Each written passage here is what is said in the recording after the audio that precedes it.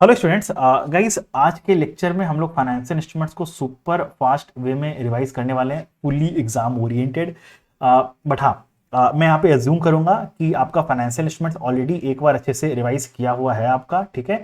Now before starting the lecture मैं आपको एक बात और बता दूं। इस लेक्चर के एंड में मैं आपको एक गिफ्ट दूंगा। ठीक है। और वो जो गिफ्ट होगा, मैं आपको ये गारंटी के साथ बोलता हूं कि आपको एग्जाम पॉइंट ऑफ व्यू से बहुत ज्यादा हेल्प करेगा, बहुत ज्यादा हेल्प करेगा आपको। ठीक है। चलो स्टार्ट करते हैं लेक्चर का। सबसे पहला पॉइंट होता है फाइनेंशियल इंस्ट्रूमेंट्स होता क्या है। नाउ गाइस, फाइनेंशियल इंस्ट्रूमेंट एक ऐसा कॉन्ट्रैक्ट है बिटवीन टू और more parties which gives rise to financial asset for one party. एक पार्टी के लिए फाइनेंशियल असेट बनेगा और दूसरा पार्टी के लिए या तो फाइनेंशियल लाइबिलिटी या तो इक्विटी या तो कंपाउंड फाइनेंशियल इंस्ट्रूमेंट बनेगा। अब क्वेश्चन आता है कि ये असेस कैसे करें कि जो दूसरा पार्टी है उसके लिए फाइनेंशियल लाइबिलिटी बन रहा है या इक्विटी बन रहा है या कंपाउंड फाइनेंशियल इंस्ट्रूमेंट बन रहा है। तो बोला depending upon the nature and the substance of the contract. ठीक है। हम लोग कॉन्ट्रैक्ट का सब्सटेंस देखना पड़ेगा, उसके अकॉर्डिंगली हम लोग एनालाइज करके बताएंगे। एक एग्जांपल अगर लूं तो लेट सपोज बैंक ने रिलायंस को लोन दिया, तो देखो बैंक के लिए तो ये फाइनेंशियल असेट है, उसमें तो कोई दो बात है ही नहीं। बट क्वेश्चन आता है रिलायंस के लिए। अब रिलायंस के लिए लोन हो सकता है, फाइनेंशियल लायबिलिटी भी हो सकता है, ये हो सकता है इक्विटी भी हो सकता है, ये हो सकता है कंपाउंड फाइनेंशियल इंस्ट्रूमेंट बन जाए। राइट। तो रिलायंस के लिए कुछ भी बन सकता है। तो रिलायंस को यहां पे असेस करना पड़ेगा कि ये इसका टर्म्स या सब्सटेंस ऑफ द कॉन्ट्रैक्ट क्या है, एंड अकॉर्डिंगली ये क्लासिफाई करेगा कि ये इक्विटी है या लाइबिलिटी, फाइनेंशियल लाइबिलिटी है या कंपाउंड फाइनेंशियल इंस्ट्रूमेंट है, जिसका हम लोग पढ़ेंगे इस क्लास में। ठीक है। फर्दर अब आते हैं एप्लीकेबिलिटी पे। तो स्टैंडर्ड क्या बोल रहा है एप्लीकेबिलिटी के लिए कि आपका कुछ कुछ कॉन्ट्रैक्ट्स ऐसा है, ये सब बोला इस पे आपका इंड एस 109 नहीं लगेगा। ठीक है। Now further next point, investment in equity instruments of another company. Standard इसमें क्या बोल रहा है, बोला जो इन्वेस्टमेंट इन इक्विटी इंस्ट्रूमेंट्स होता है वो दो तरह का होता है, दो तरह का। ठीक है। एक तो होता है इन्वेस्टमेंट इन सब्सिडरीज, एसोसिएट्स या ज्वाइंट वेंचर्स। ठीक है। नाउ दूसरा होता है इस इन्वेस्टमेंट को छोड़कर जो भी बचा उसको बोलते हैं नॉर्मल इन्वेस्टमेंट, जो हम और आप जनरली परचेज करते हैं शेयर्स। ठीक है। नाउ अब स्टैंडर्ड क्या बोल रहा है, जो नॉर्मल इन्वेस्टमेंट है उस पर तो इंड एस 109 लगेगा, इसमें तो कोई दिक्कत है ही नहीं। Now coming to investment in subsidiary, associate, joint venture, बोला इस पे भी इंड एस 109 लगेगा। लेकिन अगर आप इंड एस 27 जो ग्रुप अकाउंटिंग का एक वन ऑफ द स्टैंडर्ड्स है on separate financial statements, right, आपको याद आया हम लोग ग्रुप अकाउंटिंग में पढ़े थे, कंसोलिडेशन में पढ़े थे। राइट। तो बोला इंड एस 27 एक आपको ऑप्शन देता है कि आप उसको कॉस्ट पे मेजर कर सकते हो।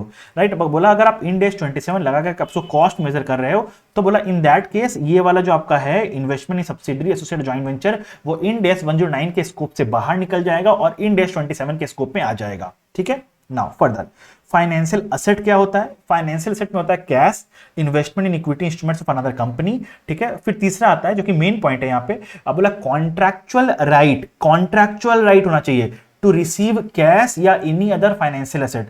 बात यहां पे आपको दो बात समझनी है, राइट जो होना चाहिए वो कॉन्ट्रैक्चुअल होना चाहिए, स्टैट्यूटरी राइट नहीं चलेगा, कंस्ट्रक्टिव राइट नहीं चलेगा, कॉन्ट्रैक्चुअल राइट होना चाहिए। अब कॉन्ट्रैक्चुअल राइट किस चीज का, टू रिसीव कैश या एनी अदर फाइनेंशियल असेट। मैं आपको तीन एग्जांपल देता हूं। पहला example, income tax receivable, income tax का रिफंड आने वाला है, उसका रिसीवेबल है। तो देखो यहां पे राइट टू रिसीव कैश तो है, बट यहां पे कॉन्ट्रैक्चुअल नहीं है, स्टैट्यूटरी है। दूसरा example, prepaid expenses, contractual right तो है but right to receive goods नहीं, राइट टू रिसीव कैश नहीं है, ये राइट टू रिसीव गुड्स है।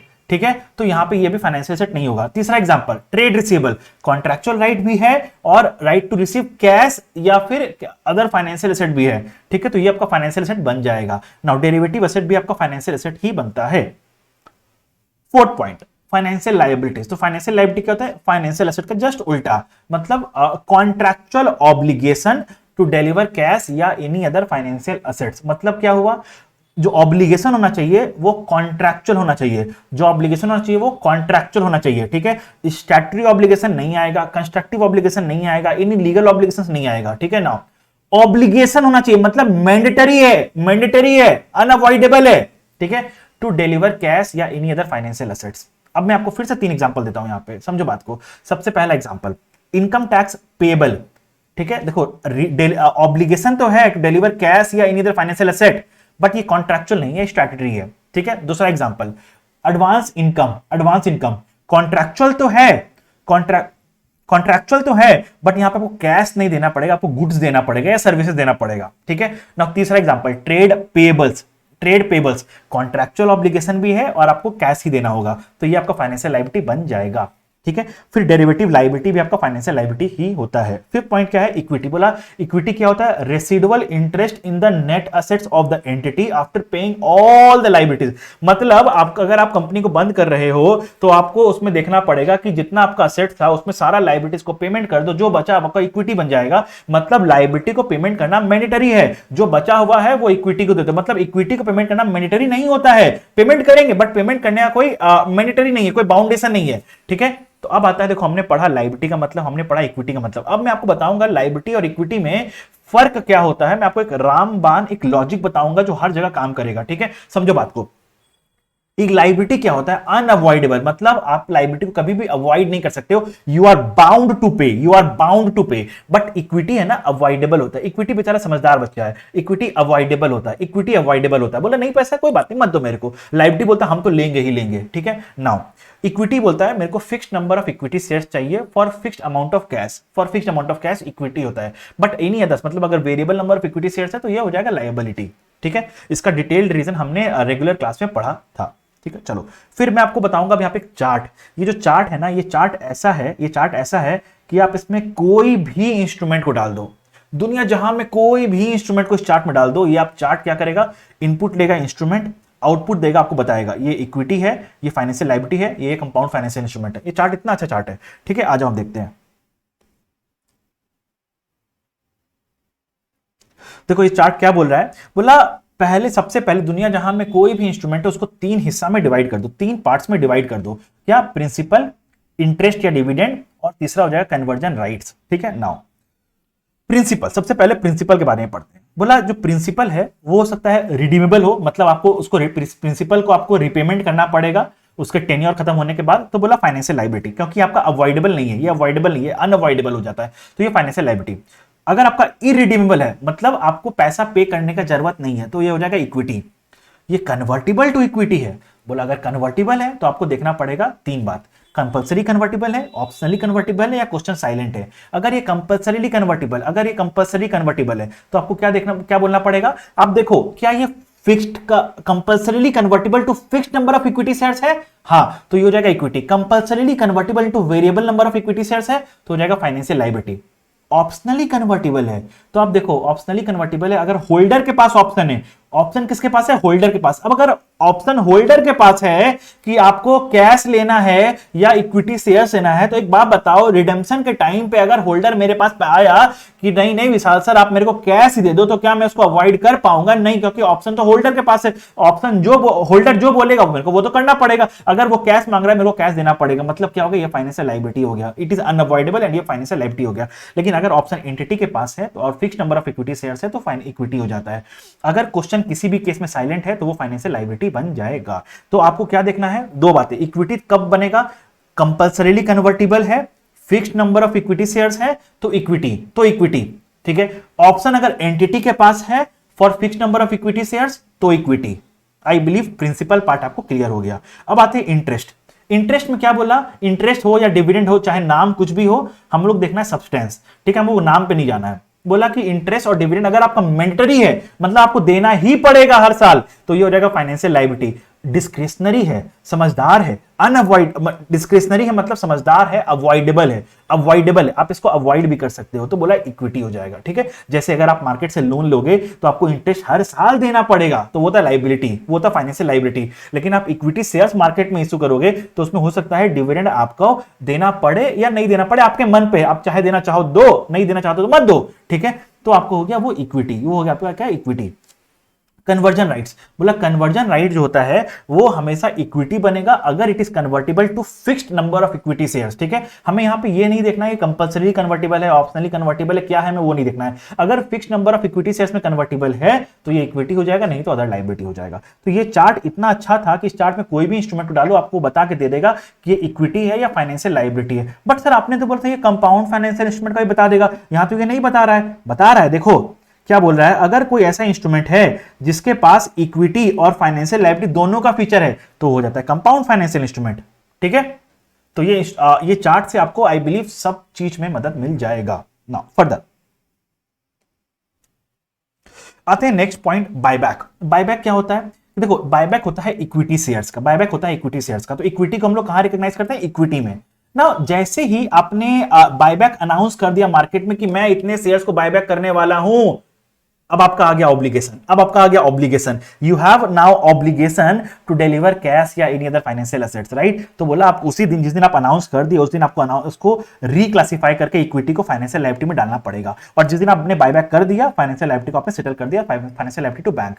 Now next point, treasury shares. Treasury shares क्या होता है? जो शेयर्स आपने मार्केट से बायबैक कर लिया बट लेकिन कैंसिल नहीं किया, बायबैक तो कर लिया, रीपर्चेस तो कर लिया, लेकिन कैंसिल नहीं किया, ठीक है। तो बोला उसको क्या करेंगे हम लोग? इक्विटी से डिडक्ट करके दिखाते हैं हम लोग, ठीक है। इंडिया में ये कॉन्सेप्ट एप्लीकेबल नहीं होता है। Now return put option on NCI. बताओ एनसीआई को हम लोग कॉन्स्टिट्यूशन में क्या पढ़ते हैं? एनसीआई को कहां दिखाते हैं हम लोग? इक्विटी में। एनसीआई को कहां दिखाते हैं हम लोग? इक्विटी में, राइट। एनसीआई को हम लोग दिखाते हैं इक्विटी में। Now return put option SFA में पढ़ा होगा। पुट ऑप्शन का मतलब क्या होता है? Right to sell. लेकिन जिसने राइट किया है, जिसने रिटर्न किया है, जिसने, देखो आप अगर पुट ऑप्शन परचेज कर रहे हो, आपने पुट ऑप्शन परचेज किया, आपके पास राइट टू सेल है। लेकिन जिसने पुट ऑप्शन सेल किया है, जिसने पुट ऑप्शन को सेल किया है, उसके पास क्या है? Obligation to purchase. अगर आपके पास राइट टू बाय है तो सामने वाला पार्टी के पास ऑब्लिगेशन टू परचेज है ना, राइट। तो ऑब्लिगेशन टू परचेज, यहां पे आ गया ऑब्लिगेशन, यहां पे आ गया ऑब्लिगेशन। और जैसे ही आ गया आपका ऑब्लिगेशन तो ये इक्विटी नहीं रहेगा। जैसे ही आपने पुट ऑप्शन साइन कर दिया एनसीआई पे, ये बन जाएगा क्या? Financial liability. तो आपको एनसीआई को इक्विटी से हटा के फाइनेंशियल लायबिलिटी में डालना पड़ेगा इन दैट केस। क्लियर है? फर्दर इंटरेस्ट और डिविडेंड। अगर आपको इंटरेस्ट और डिविडेंड फाइनेंशियल एसेट या फाइनेंशियल लायबिलिटी पे पेबल है तो ये बन जाएगा, ये चल जाएगा आपका कहां पे? पी&एल में। लेकिन इंटरेस्ट या डिविडेंड अगर आपके इक्विटी पे है तो ये चल जाएगा कहां पे? इक्विटी में। क्लियर? नाउ ऑफसेटिंग रूल्स, बोला आप फाइनेंशियल एसेट और फाइनेंशियल लायबिलिटी को ऑफसेट कर सकते हो प्रोवाइडेड आपका लीगली इन्फोर्सेबल राइट है ऑफसेट करने का। मतलब ऑफसेट कर सकते हो और आप ऑफसेट करना चाहते हो। अबिलिटी एंड विलिंगनेस, ठीक है। लीगली इन्फोर्सेबल राइट है और आपका इंटेंशन भी है नेट में सेटल करने का, तो आप ऑफसेट कर सकते हो यहां तक, ठीक है। Now next is financial liability. तो पहला पॉइंट आता है फाइनेंशियल लायबिलिटी को रिकॉग्नाइज कब करें।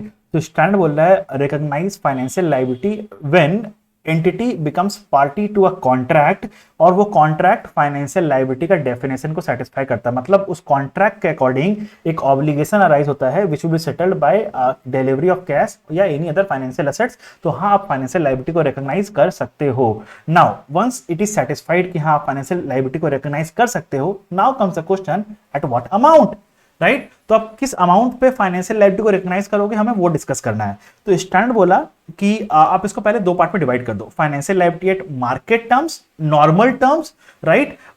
दूसरा part financial liability of market terms, right, जो नॉर्मल टर्म्स नहीं है। नाउ तो पहले हम लोग मार्केट टर्म्स पढ़ते हैं, फिर हम लोग ऑफ मार्केट टर्म्स पढ़ेंगे। एट मार्केट टर्म्स, अगर आपका फाइनेंशियल लायबिलिटी है एट मार्केट टर्म्स तो इनिशियली आप इसको नेट अमाउंट जो आपको मिला है उस पर रिकॉर्ड करेंगे। नेट अमाउंट मिला मतलब जो लोन का अमाउंट था माइनस एनी ट्रांजैक्शन कॉस्ट या प्रोसेसिंग फीस जो आपने पे किया है माइनस करके नेट अमाउंट निकाल लो, उस वैल्यू पे आप लोन को रिकॉर्ड कर लो। सब्सिक्वेंटली आपको अमोर्टाइज्ड कॉस्ट मेथड पे ही रिकॉग्नाइज करना है। सब्सिक्वेंटली आपको फाइनेंशियल लायबिलिटी को अमोर्टाइज्ड कॉस्ट मेथड पे ही रखना होगा। अब अमोर्टाइज्ड कॉस्ट मेथड का मतलब क्या होता है? Opening financial liability plus finance costs minus contractual payments is equals to closing financial liability. ये होता है अमोर्टाइज्ड कॉस्ट मेथड। अब इसमें फाइनेंस कॉस्ट जो निकलेगा वो कैसे निकलेगा? यूजिंग इफेक्टिव इंटरेस्ट रेट, ठीक है। और जो कॉन्ट्रैक्चुअल पेमेंट्स कैसे रिकॉर्ड करेंगे? Using coupon rate. Sir effective interest rate और कूपन रेट में फर्क क्या है? कूपन रेट होता है कॉन्ट्रैक्टेड रेट, कॉन्ट्रैक्चुअल रेट होता है कूपन रेट। तो इफेक्टिव इंटरेस्ट रेट क्या होता है? Coupon rate adjusted for the transaction cost होता है इफेक्टिव इंटरेस्ट रेट, ठीक है। मतलब आप दे तो रहे हो ब्याज 10% का, लेकिन आपने 10% का ब्याज दिया और लोन लेते समय आपने कुछ खर्चा भी लगाया, तो बोला एक्चुअल में कॉस्ट कितना लग रहा है आपका? एक्चुअल में कॉस्ट कितना लग रहा है? तो बोला उसको रेट में ही एडजस्ट कर दो, जो ट्रांजैक्शन कॉस्ट लगा उसको रेट में ही एडजस्ट करके इफेक्टिव आपका इंटरेस्ट रेट कितना है वो निकाल लो, ठीक है, वो निकाल लो। नाउ इसका मतलब ये होता है अगर ट्रांजैक्शन कॉस्ट नहीं है तो effective interest rate is equal to coupon rate. जी हां। अब आता है क्वेश्चन इफेक्टिव इंटरेस्ट रेट कैसे निकाले? एग्जाम में दिया हुआ होगा, अगर नहीं दिया हुआ है तो ऐसा rate which equates the present value of the outflows with the inflows, ठीक है, उस रेट को हम लोग बोलते हैं effective interest rate. I am assuming कि आपको रेट निकालना आता है, ठीक है। नाउ फर्दर इस पे आपका आता है क्वेश्चन नंबर 1 और 2। चलो अब मैं यहां पे आपका गिफ्ट जो था वो अनाउंस अभी ही कर देता हूं, ठीक है, क्यों क्लास का लास्ट क्लास तक का इंतजार करें, लास्ट मोमेंट तक का इंतजार करें, अभी अनाउंस कर देता हूं। मैं आपके लिए क्या किया हूं, समझना बात को। देखो आपके फाइनेंशियल इंस्ट्रूमेंट्स में कितने क्वेश्चन होते हैं, 200-250 क्वेश्चन है फाइनेंशियल इंस्ट्रूमेंट टोटल मिला के। हमारे रेगुलर क्लास में अराउंड 250 क्वेश्चन हम लोग लेते हैं, राइट। नाउ मैंने क्या किया, आपके फाइनेंशियल इंस्ट्रूमेंट से सिर्फ और सिर्फ 26 क्वेश्चंस निकाला है, ठीक है, सिर्फ और सिर्फ 26 क्वेश्चन जो आपके सारे इंपॉर्टेंट कॉन्सेप्ट को कवर करता है। जहां पे मैंने देखा ऐसा कोई क्वेश्चन नहीं है जो इंपॉर्टेंट कॉन्सेप्ट को कवर कर रहा है, मैंने खुद से एग्जांपल ड्राफ्ट करके दे दिया आप लोगों को, ठीक है। और सिर्फ एक क्वेश्चन नहीं दिया, मैंने उसका सॉल्यूशन भी हैंड रिटन आपके लिए बनाया, जो स्टेप बाय स्टेप है, आपको समझने में एकदम आसान होगा, एकदम नॉर्मल लेमैन टर्म्स मैंने आपके लिए ये हैंड रिटन आपके लिए ये भी बनाया आपके लिए। देखो सारे क्वेश्चन के लिए मैंने किया है, सारे क्वेश्चन के लिए एकदम एक चार्ट्स के साथ, सिर्फ ऐसा नहीं कि क्वेश्चन बना, देखो चार्ट्स के साथ है ताकि आपको समझने में बहुत आसानी होगा। सब चीज मैंने डिटेल बना दिया, ठीक है। तो उसमें बोला देखो मैंने यहां पे क्या किया, मैंने बोल रहा हूं मैं यहां पे क्या बोल रहा हूं, फाइनेंशियल लायबिलिटी वाला कॉन्सेप्ट पढ़ लिए, क्वेश्चन नंबर 1 और 2 जाकर सॉल्व कर लो यहां पे। तो इसमें आ जाओ, question number 1 financial liability ACM ये रहा, question number 2 financial liability ACM ये भी है, ये रहा, ये दोनों को सॉल्व कर लो, आपका फाइनेंशियल लायबिलिटी एसीएम कॉन्सेप्ट खत्म, पूरा ग्रिप में आ जाएगा, राइट। तो मैं आपको बोलना ये चाह रहा हूं, ये जो क्लास पूरा आपका खत्म हो जाएगा, उसके बाद आपको क्या करना है, ये क्लास पूरा एक क्लास पूरा इज्जत से देखो, उसके बाद ये जो 26 क्वेश्चंस हैं उसको सॉल्व कर लो। ये मेरी गारंटी है, फाइनेंशियल इंस्ट्रूमेंट से इससे बाहर कुछ नहीं आने वाला है, ठीक है। आपने अगर ये वाला नोट्स अच्छे से पूरा रिवाइज कर लिया, जो पूरा क्लास अच्छे से देख लिया, ये जो नोट्स है कॉन्सेप्ट कैप्सूल है, अगर आपने इसको अच्छे से रिवाइज कर लिया पूरा, प्लस आपने मेरा रिवीजन क्लास जो है ये वाला पूरा देख लिया, प्लस आपने ये एलडीआर के 26 क्वेश्चन सॉल्व कर लिए, इसके बाहर नहीं आ सकता फाइनेंशियल इंस्ट्रूमेंट कुछ भी, ठीक है। चलो आ जाओ, नेक्स्ट पॉइंट है financial liability of market terms. अब इसमें क्या होता है, ऑफ मार्केट टर्म्स है, तो इसमें आता है present value of the cash flows using market rate. बोला मार्केट रेट के हिसाब से प्रेजेंट वैल्यू निकालो और इनिशियली उस वैल्यू पे आप अपने फाइनेंशियल लायबिलिटी को रिकॉर्ड कर लो। सर सब्सिक्वेंटली कैसे करेंगे, सब्सिक्वेंटली इसी को रिकॉर्ड कर देना बेटा, इसी को सब्सिक्वेंटली रिकॉर्ड अनवाइंड कर दो, ठीक है। इसको अनवाइंड करोगे, किस रेट पे अनवाइंड करें सर, इसी को अनवाइंड करो at the rate which we you used to calculate the discount, to calculate the present value. जिस रेट से प्रेजेंट वैल्यू निकाला उसी रेट से अनवाइंड भी कर दो, ठीक है। एंड रिकॉर्ड कर लो अपना फाइनेंस कॉस्ट, और जो कॉन्ट्रैक्चुअल रेट था, जो ऑफ मार्केट रेट था, जिस रेट पे आप पेमेंट कर रहे थे, उसको पेमेंट्स रिकॉर्ड कर लो, तो effectively financial liability of market terms भी आपका अमोर्टाइज्ड कॉस्ट मेथड पे ही रिकॉर्ड होता है, ये भी अमोर्टाइज्ड कॉस्ट मेथड पे रिकॉर्ड होता है। मतलब फाइनेंशियल लायबिलिटी हमेशा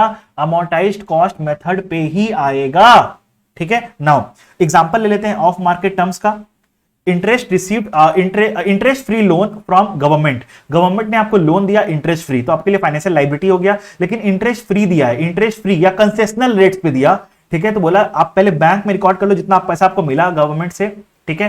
फिर फाइनेंशियल लायबिलिटी में कितना रिकॉर्ड करो, present value of all the contractual payments eight market rate, market discount rates के हिसाब से कर लो। जो डिफरेंशियल है वो डेफर्ड ग्रांट में चल जाएगा, इसको आप डेफर्ड ग्रांट को ग्रांट इनकम रिकॉग्नाइज कर लेना ओवर द लोन पीरियड, ठीक है। अगर आपको होल्डिंग कंपनी, आपके पेरेंट कंपनी ने आपको लोन दिया है इंटरेस्ट फ्री या कंसेशनल रेट, तो बैंक में अगेन लोन रिकॉर्ड, बैंक में अपना अमाउंट रिसीव कर लो जो पैसा आया, ठीक है। Financial liability present value of the outflows using market rate of interest, ठीक है। थर्ड जो डिफरेंशियल होगा वो कंट्रीब्यूशन फ्रॉम पेरेंट। अगर पेरेंट का अपने बुक्स में क्या एंट्री रिकॉर्ड किया होगा, इन्वेस्टमेंट इन सब्सिडरी, ठीक है। तो ये हो जाता है आपका financial liability at of market terms. तो मैंने क्या बताया, चाहे financial liability at market terms हो चाहे ऑफ मार्केट टर्म्स हो, दोनों ही केस में हम लोग को अमोर्टाइज्ड कॉस्ट मेथड पे ही रिकॉर्ड करना है। लेकिन इसका दो एक्सेप्शन है, फाइनेंशियल लायबिलिटी दो एक्सेप्शन है। क्या बोला, अगर फाइनेंशियल गारंटी है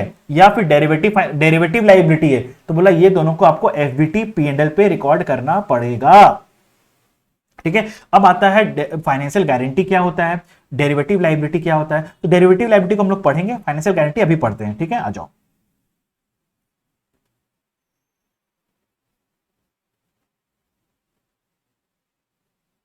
फाइनेंशियल गारंटी क्या होता है बच्चों? सबसे पहले यहां पे हो रहा है कि पेरेंट कंपनी गारंटी दे रहा है बैंक को जब सब्सिडरी कंपनी लोन ले रहा है। मतलब सब्सिडरी कंपनी बैंक के पास गया लोन लेने के लिए, बैंक बोला 18% का ब्याज लगेगा, लेकिन वहीं पे पेरेंट कंपनी ने बैंक को गारंटी दे दिया कि अगर मेरा सब्सिडरी पे नहीं कर पाएगा तो हम पे करेंगे। तो इस केस में बैंक ने क्या किया, इंटरेस्ट रेट रिड्यूस करके 18% से 12% कर दिया, तो इंटरेस्ट रेट कम लग गया, राइट। तो इसको बोलते हैं फाइनेंशियल गारंटी, इसको बोलते हैं फाइनेंशियल गारंटी, जहां पे पेरेंट कंपनी गारंटी दे रहा है सब्सिडरी कंपनी के लोन लेने के लिए, ठीक है। तो इसमें हम लोग कैसे रिकॉर्ड करते हैं फाइनेंशियल गारंटी को? हम लोग इनिशियली रिकॉर्ड करेंगे present value of the savings, मतलब पेरेंट कंपनी की गारंटी देने के कारण सब्सिडरी कंपनी को कितना सेविंग्स हो रहा है, उस वैल्यू पे हम लोग पेरेंट कंपनी अपने बुक्स में फाइनेंशियल गारंटी रिकॉर्ड करेगा। तो सर क्या सब्सिडरी कंपनी अपने बुक्स में कुछ रिकॉर्ड करेगा? हाँ, सब्सिडरी कंपनी अपने बुक्स में फाइनेंशियल लायबिलिटी रिकॉर्ड करेगा, सिर्फ और सिर्फ जो लोन लिया है ना उसका लायबिलिटी रिकॉर्ड करेगा, और कुछ रिकॉर्ड नहीं करेगा, राइट। और कुछ रिकॉर्ड नहीं करेगा क्योंकि इस गारंटी के कारण सब्सिडरी कंपनी को थोड़ी कुछ मिल रहा है, बट इस गारंटी के कारण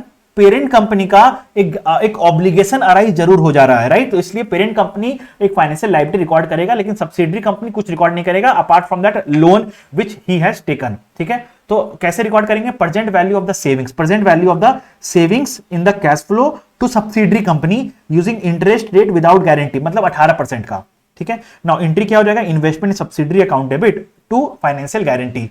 एट ईच रिपोर्टिंग डेट हम लोग फेयर वैल्यू मेजर करेंगे, फाइनेंशियल गारंटी को फेयर वैल्यू पे मेजर करेंगे। फेयर वैल्यू कैसे रिकॉर्ड करेंगे? At higher of expected bad debt by borrower, मतलब जो सब्सिडरी कंपनी कितना बैड डेट कराएगा, मतलब सब्सिडरी कंपनी कितना बैड डेट कराएगा, या फिर unwinding of the present value of the savings, present value of the savings जो हायर होगा उस पर हम लोग ले लेंगे, ठीक है।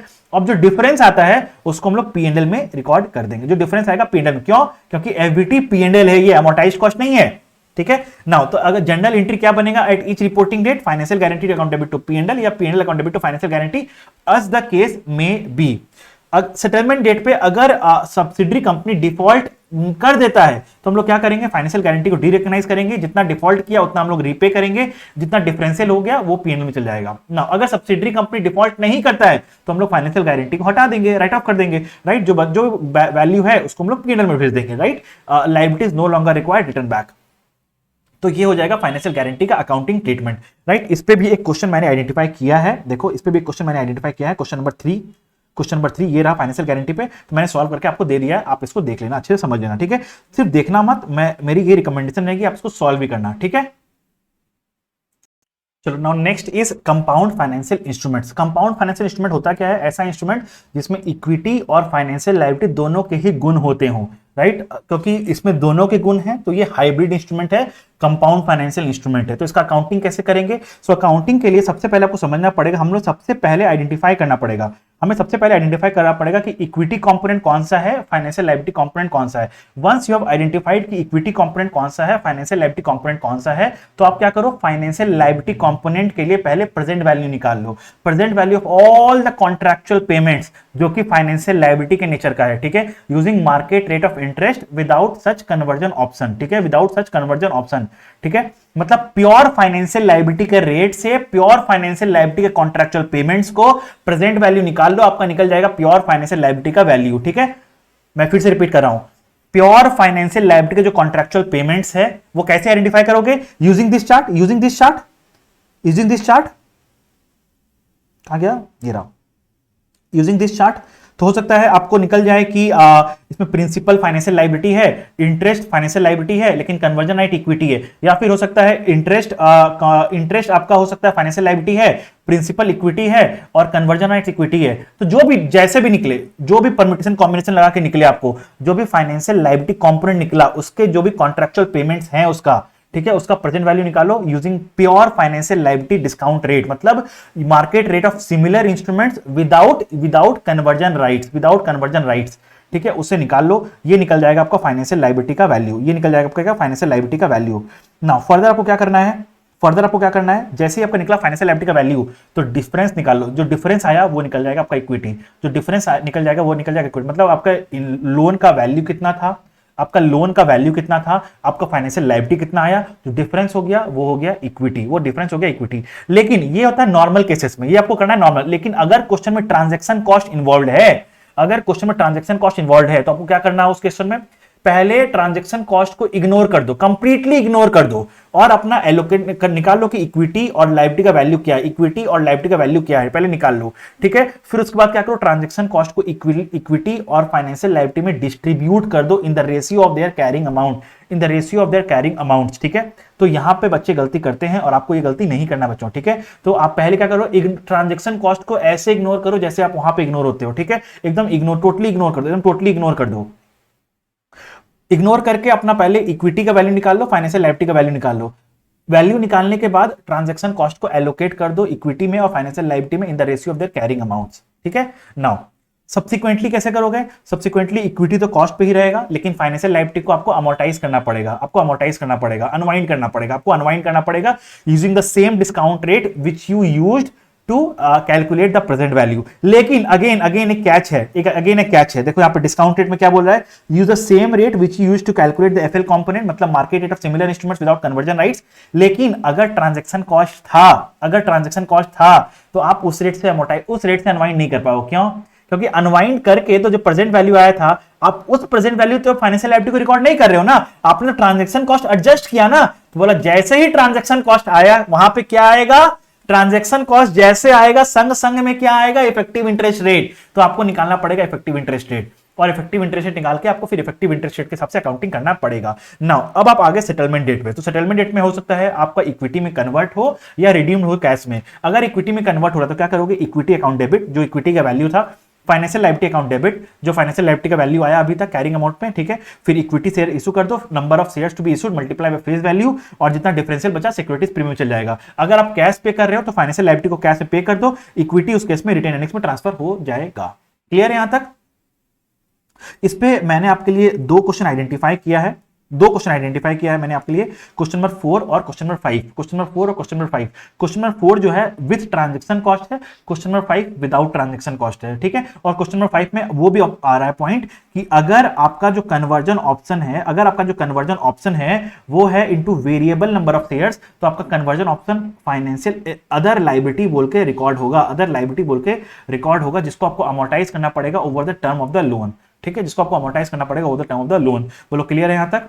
नाउ नेक्स्ट पॉइंट था early redemption of compound financial instruments. Compound financial instruments को अगर अर्ली रिडीम करना होगा तो कैसे करें, तो उस केस में स्टैंडर्ड क्या बोलता है, अगर if you have to redeem your compound financial instruments early, मतलब prior to the date of settlement date, तो क्या करना, जिस दिन आपको सेटलमेंट करना है उस दिन आप निकाल लो पहले carrying amount of the financial liability क्या है, आपका कैरिंग अमाउंट क्या है, और आप निकाल लो revised amount of financial liability क्या है, using the new discount rate, ठीक है, using the new discount rate. And amount आपने पे किया, सेटलमेंट कर रहे हो, अगर अर्ली सेटलमेंट कर रहे हो तो मतलब पेमेंट करोगे ना, उसको पेमेंट तो करना पड़ेगा ना उसको, तो अमाउंट पे क्या है, बोला carrying amount of financial liability और revised amount of financial liability में जो फर्क है वो जाएगा P&L में, और revised amount of financial liability और अमाउंट पेड में जो फर्क है वो जाएगा इक्विटी में एडजस्ट हो जाएगा, ठीक है। और अपने फाइनेंशियल लायबिलिटी अकाउंट और इक्विटी अकाउंट को आप सेटल कर लो accordingly, I believe it is clear to everyone, ठीक है। तो इसमें जर्नल एंट्री क्या बनेगा, ऐसे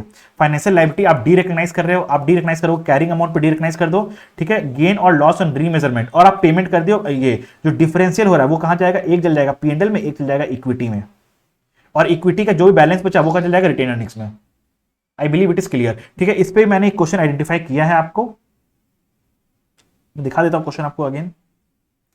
कंपाउंड फाइनेंशियल इंस्ट्रूमेंट्स का क्वेश्चन रहा, अर्ली रिडम्पशन कहां गया, अर्ली रिडम्पशन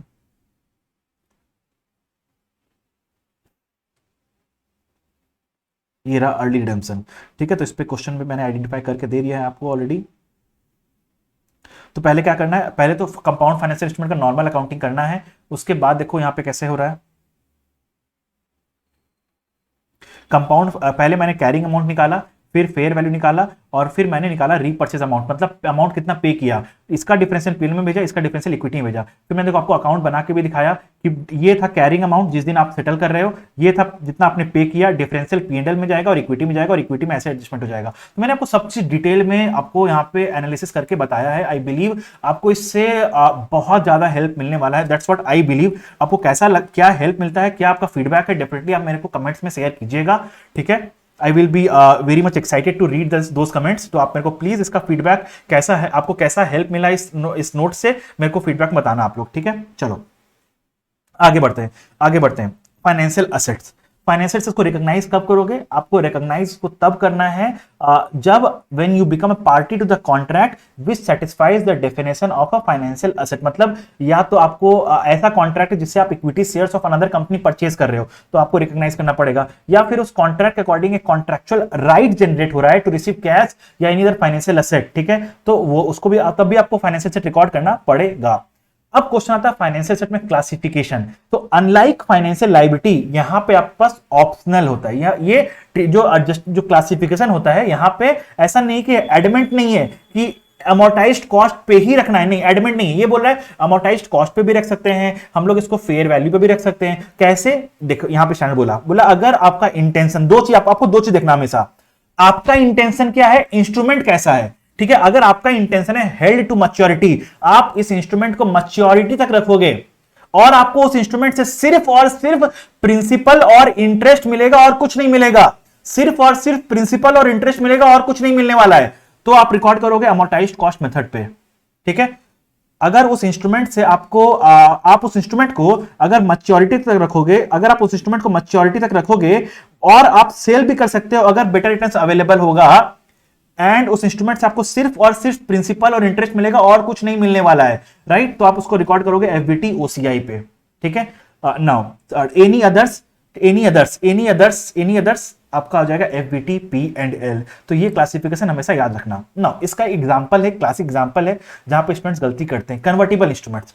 कन्वर्टिबल इंस्ट्रूमेंट देखो, जो इशू कर रहा है कन्वर्टिबल इंस्ट्रूमेंट्स उसके लिए फाइनेंशियल लायबिलिटी भी हो सकता है, इक्विटी भी हो सकता है, कंपाउंड फाइनेंशियल इंस्ट्रूमेंट हो सकता है, लेकिन जो होल्ड किया, जिसने परचेज किया है कन्वर्टिबल इंस्ट्रूमेंट, जैसे लेट्स सपोज मैंने रिलायंस ने कन्वर्टिबल डिबेंचर्स इशू किया, तो रिलायंस के लिए हो सकता है ये फाइनेंशियल लायबिलिटी बन जाए, रिलायंस के लिए हो सकता है ये इक्विटी बन जाए, ये कंपाउंड फाइनेंशियल इंस्ट्रूमेंट बन जाए, बट मेरे लिए तो ये हमेशा फाइनेंशियल एसेट ही रहेगा, राइट। अब क्वेश्चन आता है ये मेरे लिए क्या बनेगा, financial amortised cost method, FVT OCI या एफबीटी पी एंड एल। एक बात बताओ, जो मैंने कन्वर्टिबल इंस्ट्रूमेंट्स लिया मेरे को क्या इसमें प्रिंसिपल मिलेगा? हाँ सर मिलेगा ना, डिबेंचर से प्रिंसिपल मिलेगा, इंटरेस्ट मिलेगा, बट कुछ और मिल रहा है कि हाँ मेरे को कन्वर्जन राइट्स भी मिल रहा है, मेरे को right to convert to equity भी मिला है, राइट। तो इसलिए ये आपका इसमें हो जाएगा, आपका यहाँ पे क्या बोला, प्रिंसिपल इंटरेस्ट ओनली, यहाँ पे ओनली नहीं है बेटा, यहाँ पे प्रिंसिपल भी मिला, इंटरेस्ट भी मिला एंड कन्वर्जन राइट्स भी मिला, तो ये बोला कि ये वाला कंडीशन सेटिस्फाई, ये दोनों कंडीशन सेटिस्फाई नहीं कर रहा है, तो ये आपका एनी अदर्स में आ गया, ये आपका एफबीटी पी एंड एल हो गया, ठीक है। तो ये बात समझो, यहां पे है ना प्लस का साइन लगा हुआ है, अगर ये दोनों कंडीशन सेटिस्फाई होगा तो ही आपका अमोर्टाइज्ड कॉस्ट मेथड में जाएगा, अगर ये दोनों कंडीशन सेटिस्फाई करेगा तो ही आपका एफबीटी ओसीआई में जाएगा, और सब केसेस में एफबीटी पी एंड एल, और सभी केसेस में एफबीटी पी एंड एल, ठीक है। Now investment in equity instruments of another company, तो डिफॉल्ट देखो, इक्विटी शेयर्स आपने परचेस किया किसी और कंपनी का, तो क्या उसमें प्रिंसिपल या इंटरेस्ट मिलेगा? नहीं, इसमें तो प्रिंसिपल और इंटरेस्ट नहीं मिलने वाला है, राइट। तो इसमें क्या हो गया, क्योंकि ये कंडीशन सेटिस्फाई नहीं किया तो ये एफबीटी पी एंड एल हो गया, डिफॉल्ट क्लासिफिकेशन। लेकिन स्टैंडर्ड बोल रहा है अगर आपने इक्विटी शेयर्स जो परचेस किया है वो long term and strategic reasons के लिए परचेस किया है, तो आप इसको एफबीटी ओसीआई में रिकॉर्ड करोगे। सर एग्जाम में कैसे आइडेंटिफाई करेंगे कि लॉन्ग टर्म या स्ट्रेटेजिक रीजंस है? तो एग्जाम में आपको क्वेश्चन में लिख के देगा। लेकिन एक बात और ध्यान में रखना है कि अगर आप एफबीटी ओसीआई में मेजर कर रहे हो तो ये ऑप्शन आपके पास सिर्फ और सिर्फ इनिशियल रिकॉग्निशन के टाइम अवेलेबल है, ठीक है, और ये ऑप्शन इरिवोकेबल है। मतलब अगर एक बार आप एफबीटी ओसीआई में आ गए तो you can not go back to FBT P and L, you can not go back to FBT P and L. और अगर आप शुरू में एक बार एफबीटी पी एंड एल आप सिलेक्ट कर लिए तो आप एफबीटी ओसीआई नहीं आ सकते। क्यों? क्योंकि ऑप्शन इनिशियल रिकॉग्निशन के टाइम ही अवेलेबल है, सब्सिक्वेंटली ऑप्शन अवेलेबल ही नहीं है मेरे पास। मतलब इक्विटी शेयर जब आप परचेस करोगे तो आपको एनालाइज करना पड़ेगा कि इसको हम एफबीटी ओसीआई में रखें या एफबीटी पी एंड एल में रखें। एक बार जो आपने डिसाइड कर लिया वो रामबाण हो गया, आप उसको काट नहीं सकते हो आप, ठीक है। नाउ फाइनेंशियल एसेट्स का मेजरमेंट आ जाओ।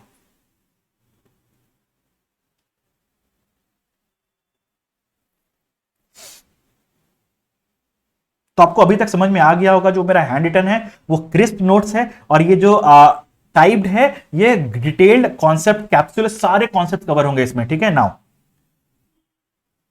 Financial assets at amortized cost method भी हो सकता है, financial asset at FBT OCI भी हो सकता है, और financial asset through P and L भी हो सकता है, ठीक है, तीनों हो सकता है। तो अब इसका समझो, जब भी financial asset amortized cost method होता है इनिशियली एंट्री सेम होता है, financial asset account debit to bank, ठीक है। बट एक बात समझो, एट अमोर्टाइज्ड कॉस्ट मेथड और एफबीटी ओसीआई में आपको किस वैल्यू पे रिकॉर्ड करना है? जो अमाउंट आपने पे किया plus transaction cost, purchase price plus transaction cost. लेकिन एफबीटी पीएनएल में आपको ट्रांजेक्शन कॉस्ट को पीएनएल में डालना पड़ेगा, ट्रांजेक्शन कॉस्ट को पीएनएल में डालना पड़ेगा एफबीटी पीएनएल के केस में, एफबीटी पीएनएल केस में ट्रांजेक्शन कॉस्ट को पीएनएल में डालना पड़ेगा। ठीक है। नाउ सब्सिक्वेंटली आपको एफबीटी आप सब्सिक्वेंटली अमोर्टाइज कॉस्ट में अगर सब्सिक्वेंटली आप अमोर्टाइज कॉस्ट में हो तो आपको क्या करना पड़ेगा, आपको इफेक्टिव इंटरेस्ट रेट के हिसाब से फाइनेंस इनकम रिकॉर्ड करना पड़ेगा। सर अमोर्टाइज कॉस्ट का मतलब एग्जैक्टली सेम जो हमने फाइनेंशियल लायबिलिटी में रिकॉर्ड किया था, वहां पे फाइनेंस कॉस्ट था, यहाँ पे फाइनेंशियल इनकम है। ठीक है, और कुछ नहीं, यहाँ पे कॉन्ट्रेक्चुअल पेमेंट था, यहाँ पे कॉन्ट्रेक्चुअल रिसीट थे, वहां पे फाइनेंशियल लायबिलिटी था, यहाँ पे फाइनेंशियल एसेट है, और कोई डिफरेंस नहीं है,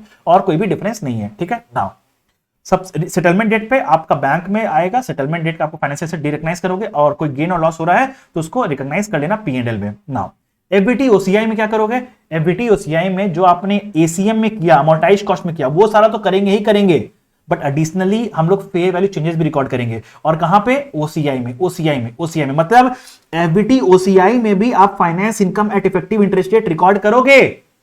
ठीक है। Now settlement date same entry होता है। ठीक है। नाउ एफबीटी पीएनएल में आप अगेन फाइनेंस इनकम रिकॉर्ड करोगे, बट किस रेट पे, कूपन रेट पे। यहां पे इफेक्टिव इंटरेस्ट रेट का कोई झमेला नहीं। क्यों समझो बात को, रीजन क्योंकि इफेक्टिव इंटरेस्ट रेट झमेला कब आता है, जब ट्रांजैक्शन कॉस्ट आता है। और यहां पे क्या होता है, ट्रांजैक्शन कॉस्ट आ रहा था अमोर्टाइज्ड कॉस्ट में एफबीटी ओसीआई में, बट एफबीटी पीएनएल में हमने क्या किया, ट्रांजैक्शन कॉस्ट को हाथों हाथ उठाया और पीएनएल में दे मारा। राइट, तो आपका ट्रांजैक्शन कॉस्ट का झमेला आया ही नहीं एसेट के साथ, हमने ट्रांजैक्शन कॉस्ट को पूरा का पूरा उठा के पीएनएल में भेज दिया। राइट, बट इस जो आपका अमोर्टाइज्ड कॉस्ट और एफबीटी ओसीआई था, उसमें हम लोग ट्रांजैक्शन कॉस्ट को कैपिटलाइज करके पीएनएल में धीरे धीरे भेज रहे थे, इसलिए आया इफेक्टिव इंटरेस्ट रेट का कॉन्सेप्ट। आई होप आपको यह समझ में आया होगा। लेकिन जब भी आप फाइनेंशियल एसेट को एफबीटी ओसीआई पे मेजर करोगे, जब भी, तो ओसीआई हो सकता है दो नेचर का होगा, रिसाइक्लेबल या नॉट रिसाइक्लेबल। नॉट रिसाइक्लेबल का example investment in equity instruments of another company, वो था रिसाइकल। तो क्या करेंगे, जब भी हम लोग अपने फाइनेंशियल एसेट्स को डी रिकॉग्नाइज करेंगे तो ओसीआई में जो भी बैलेंस होता है हम लोग को पीएनएल में भेजना पड़ेगा, अगर ये रिसाइक्लेबल है। अगर रिसाइक्लेबल नहीं है तो हम लोग को अदर इक्विटी में भेजना पड़ेगा, बट ओसीआई में नहीं रख सकते। ओसीआई एक टेम्पररी अकाउंट है, ओसीआई से उठा के हम लोग को या तो पीएनएल भेजना पड़ता है या तो अदर इक्विटी में भेजना पड़ता है। ठीक है, अगर रिसाइक्लेबल है तो पीएनएल में भेज दो, अगर रिसाइक्लेबल नहीं है तो इक्विटी में भेज दो, सिंपल सा बात है। ठीक है, इन्वेस्टमेंट इन इक्विटी इंस्ट्रूमेंट्स ये हमने पढ़ लिया, वापस इस नोट्स में आ जाओ। तो ये हमारा हो गया फाइनेंशियल एसेट्स का मेजरमेंट। नाउ सबसे फिर अगर आपने फाइनेंशियल एसेट कोई लिया है ऑफ मार्केट टर्म्स में, देखो ऑफ मार्केट टर्म का सिंपल सा एक कॉन्सेप्ट है, मैं आपको सिंपल सा बता रहा हूं। देखो financial asset of market terms examiner का बहुत ही फेवरेट टॉपिक है, एकदम फेवरेट टॉपिक है। हर अटेम्प्ट में पूछा है of market terms, her attempt में पूछा है। अरे लास्ट में तो 2 क्वेश्चन पूछा था 20 मार्क्स का, ऑफ मार्केट टर्म से 20 मार्क्स का क्वेश्चन पूछ लिया था। ठीक है, तो ऑफ मार्केट टर्म्स को छोड़ने का अगर आप गलती कर रहे हो तो आप एग्जाम में फेल होने का गलती कर रहे हो। ठीक है, तो आप प्लीज मत छोड़ना। ठीक है, मैंने 4 क्वेश्चन दिया है, चारों क्वेश्चन उठा के सॉल्व कर लेना। इस चारों क्वेश्चन से आपका पूरा ऑफ मार्केट टर्म्स कवर हो जाएगा। ठीक है, नाउ समझो बात को। ऑफ मार्केट टर्म्स में क्या होता है कि आपने मार्केट रेट पे नहीं, ऑफ मार्केट रेट पे आपने किसी को लोन पे दे दिया, किसी को लोन दिया, लिया नहीं, लिया मतलब तो लायबिलिटी हो गया। राइट, दिया किसी और को, दे दिया लोन। ठीक है, नाउ इस केस में क्या करना, आप चाहे इंप्लॉय को दे सकते हो लोन, आप अपने सब्सिडरी को लोन दे सकते हो। राइट, आप सिक्योरिटी डिपॉजिट दे सकते हो, या आप ऐसे ही किसी और उठा के, एक बच्चा मिला रास्ता में, आप उसने बोला भैया मेरे को पढ़ाई करने के लिए पैसा चाहिए, मेरे पास पैसा नहीं है, मैं बोला ठीक है ले ले, ठीक है मैं ले ले, मैंने उसे इंटरेस्ट फ्री लोन दे दिया, मैंने उसे इंटरेस्ट फ्री, मेरा उससे कोई रिश्ता नाता नहीं, मेरा उससे कोई रिश्ता नाता नहीं। ठीक है, तो मैंने उसे इंटरेस्ट फ्री लोन दे दिया, तो मैं अपने बुक्स में फाइनेंशियल से तो रिकॉर्ड करूंगा। राइट, बट जो डिफरेंशियल आएगा उसको कहां पे रिकॉर्ड करूंगा, पीएनएल में। सर डिफरेंस कैसा, तो स्टैंडर्ड बोलता है इस केस में आपको फाइनेंशियल सेट रिकॉर्ड करना पड़ेगा at the present value of the contractual cash flows using market rate of interest. मतलब मैंने उस बच्चे को लोन तो दे दिया, वो बच्चा बोला भैया जब मैं पढ़ लूंगा तो मैं आपको पैसे वापस करूंगा, मैं आपको पढ़ लूंगा, आपको पैसे वापस करूंगा सारा। तो मैं बोला ठीक है भाई, तो 3 साल बाद मेरे को पैसे वापस कर देना। वो बोला ठीक है, तो 3 साल बाद जो मेरे को पैसे आने वाले हैं उसका प्रेजेंट वैल्यू निकालूंगा eight market rate of interest, जो वैल्यू आया वो हो जाएगा मेरा फाइनेंशियल एसेट, वो हो जाएगा मेरा फाइनेंशियल एसेट। ठीक है, जो डिफरेंशियल, लेट्स सपोज मैंने उसे आज 1 लाख रुपए दिया और प्रेजेंट वैल्यू आ रहा है 80,000 रुपया, तो 80,000 का मुझे फाइनेंशियल एसेट रिकॉर्ड करना है, और 1 लाख और 80,000 डिफरेंस होता है 20,000 रुपया, वो 20,000 का मुझे रिकॉर्ड करना होगा पीएनएल में, वो रिकॉर्ड करना होगा पीएनएल में। लेकिन ये 20,000 अगर किसी रिश्ता के कारण दिया गया है, जैसे होल्डिंग सब्सिडरी का रिश्ता है, तो होल्डिंग कंपनी रिकॉर्ड करेगा अपने बुक्स में इन्वेस्टमेंट। सिक्योरिटी डिपॉजिट का जो रिश्ता है, ठीक है, लेसर लेसी का रिश्ता है, तो हम लोग रिकॉर्ड करेंगे इसको आरओयू एसेट। अगर ये रिश्ता है इंप्लॉयर इंप्लॉय का तो हम लोग इसको रिकॉर्ड करेंगे इंप्लॉय बेनिफिट एक्सपेंस, ठीक है। अगर कोई रिश्ता नहीं तो पीएनएल में। कैसे इसका काउंटिंग होगा देखो यहां पे। सबसे पहला बोला record the financial at its fair value that is present value of the contractual cash flows eight market rate of interest. Difference जो भी आएगा, डिफरेंस बिटवीन लोन अमाउंट और फेयर वैल्यू में जो डिफरेंस आएगा, अगर स्टाफ लोन है, अपने इंप्लॉय को अपने लोन दिया है, तो आप इसको रिकॉर्ड करोगे इंप्लॉय बेनिफिट एक्सपेंस। अब देखना आपको सर्विस कंडीशन एग्जिस्ट करता है कि नहीं। सर सर्विस कंडीशन का मतलब जितने पीरियड के लिए मैंने अपने इंप्लॉय को लोन दिया है, मैंने कंडीशन लगा दिया इंप्लॉय भाई तेरे को अब इस कंपनी में रहना पड़ेगा, तेरे को इस कंपनी में उतना पीरियड के लिए रहना पड़ेगा। अगर मैंने ऐसा कोई कंडीशन लगाया है अपने इंप्लॉय के ऊपर, तो बोल रहा है उसको हम लोग को रिकॉर्ड करना पड़ेगा प्रीपेड इंप्लॉय बेनिफिट एक्सपेंस। और इस प्रीपेड को हम लोग अमोर्टाइज करते जाएंगे over the period of the loan, over the service condition to PNL. Employee benefit expense record करते जाएंगे on SLM basis. Employee benefit expense record करते जाएंगे ऑन एसएलएम बेसिस, ठीक है। लेट्स सपोज 3 साल का लोन दिया, 3 साल का सर्विस कंडीशन था, और ना प्रीपेड इंप्लॉय बेनिफिट एक्सपेंस 30 रुपए का आया, तो 10 हम लोग रिकॉर्ड करेंगे। एंट्री क्या पास करेंगे, prepaid employee benefit expense account debit to prepaid employee benefit expense, employee benefit expense account debit to prepaid employee benefit expense. इसका एंट्री क्या होगा सर, जब लोन दी उस दिन का एंट्री क्या होगा, उस दिन का एंट्री क्या होगा, financial asset account debit, prepaid employee benefit expense account debit to bank 1 lakh रुपया, ठीक है ना। अगर सर्विस कंडीशन कोई एग्जिस्ट नहीं करता, मतलब मैंने कोई कंडीशन नहीं लगाया अपने इंप्लॉय पे, ठीक है, तो क्या करूंगा, मैंने हाथों हाथ उसको पीएनएल में भेज दूंगा, हाथों हाथ पीएनएल भेज दूंगा employee benefit expense. Security deposit मैं उसको आरओयू में रिकॉर्ड करूंगा, आरओयू में उसको जो भी डिफरेंस आता है उसको मैं आरओयू में ऐड कर दूंगा और डिप्रिशिएट कर दूंगा over the lease term. Now अगर ग्रुप कंपनीज के बीच में हो रहा है और पेरेंट कंपनी सब्सिडरी को लोन दिया है, तो पेरेंट कंपनी बुक में इन्वेस्टमेंट रिकॉर्ड करेगा और सब्सिडरी अपने बुक में कंट्रीब्यूशन फ्रॉम पेरेंट रिकॉर्ड करेगा। हमने ये पढ़ा था फाइनेंशियल लायबिलिटी में भी। नहीं, अगर सब्सिडरी ने पेरेंट को लोन दिया है, तो सब्सिडरी अपने पेरेंट को बेनिफिट क्यों पास करेगा, डिविडेंड। तो सब पेरेंट अपने बुक्स में रिकॉर्ड करेगा डिविडेंड रिसीव्ड, सब्सिडरी अपने बुक्स में रिकॉर्ड करेगा डिविडेंड पेड।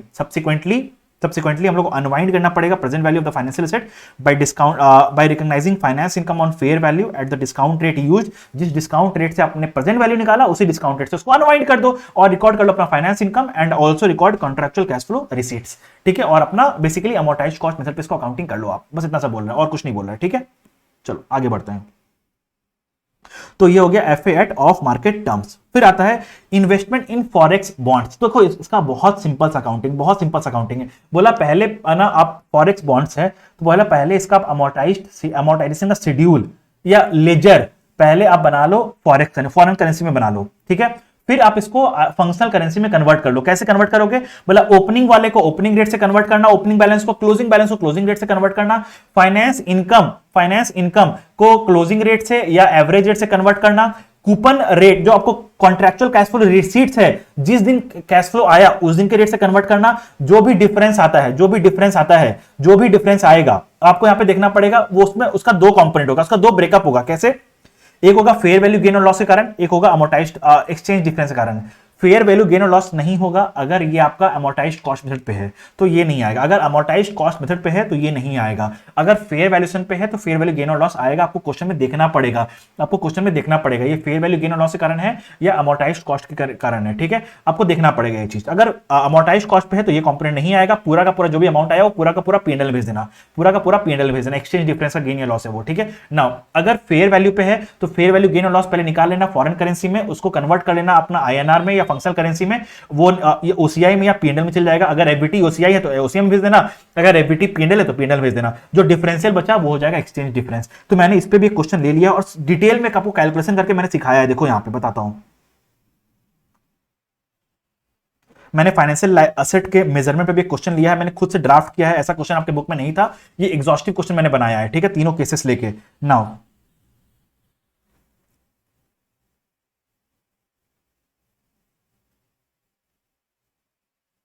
इक्विटी इंस्टीट्यूट में मैंने क्वेश्चन बनाया आपके, ये भी ऐसा क्वेश्चन बुक में नहीं था, मैंने खुद से ड्राफ्ट किया है।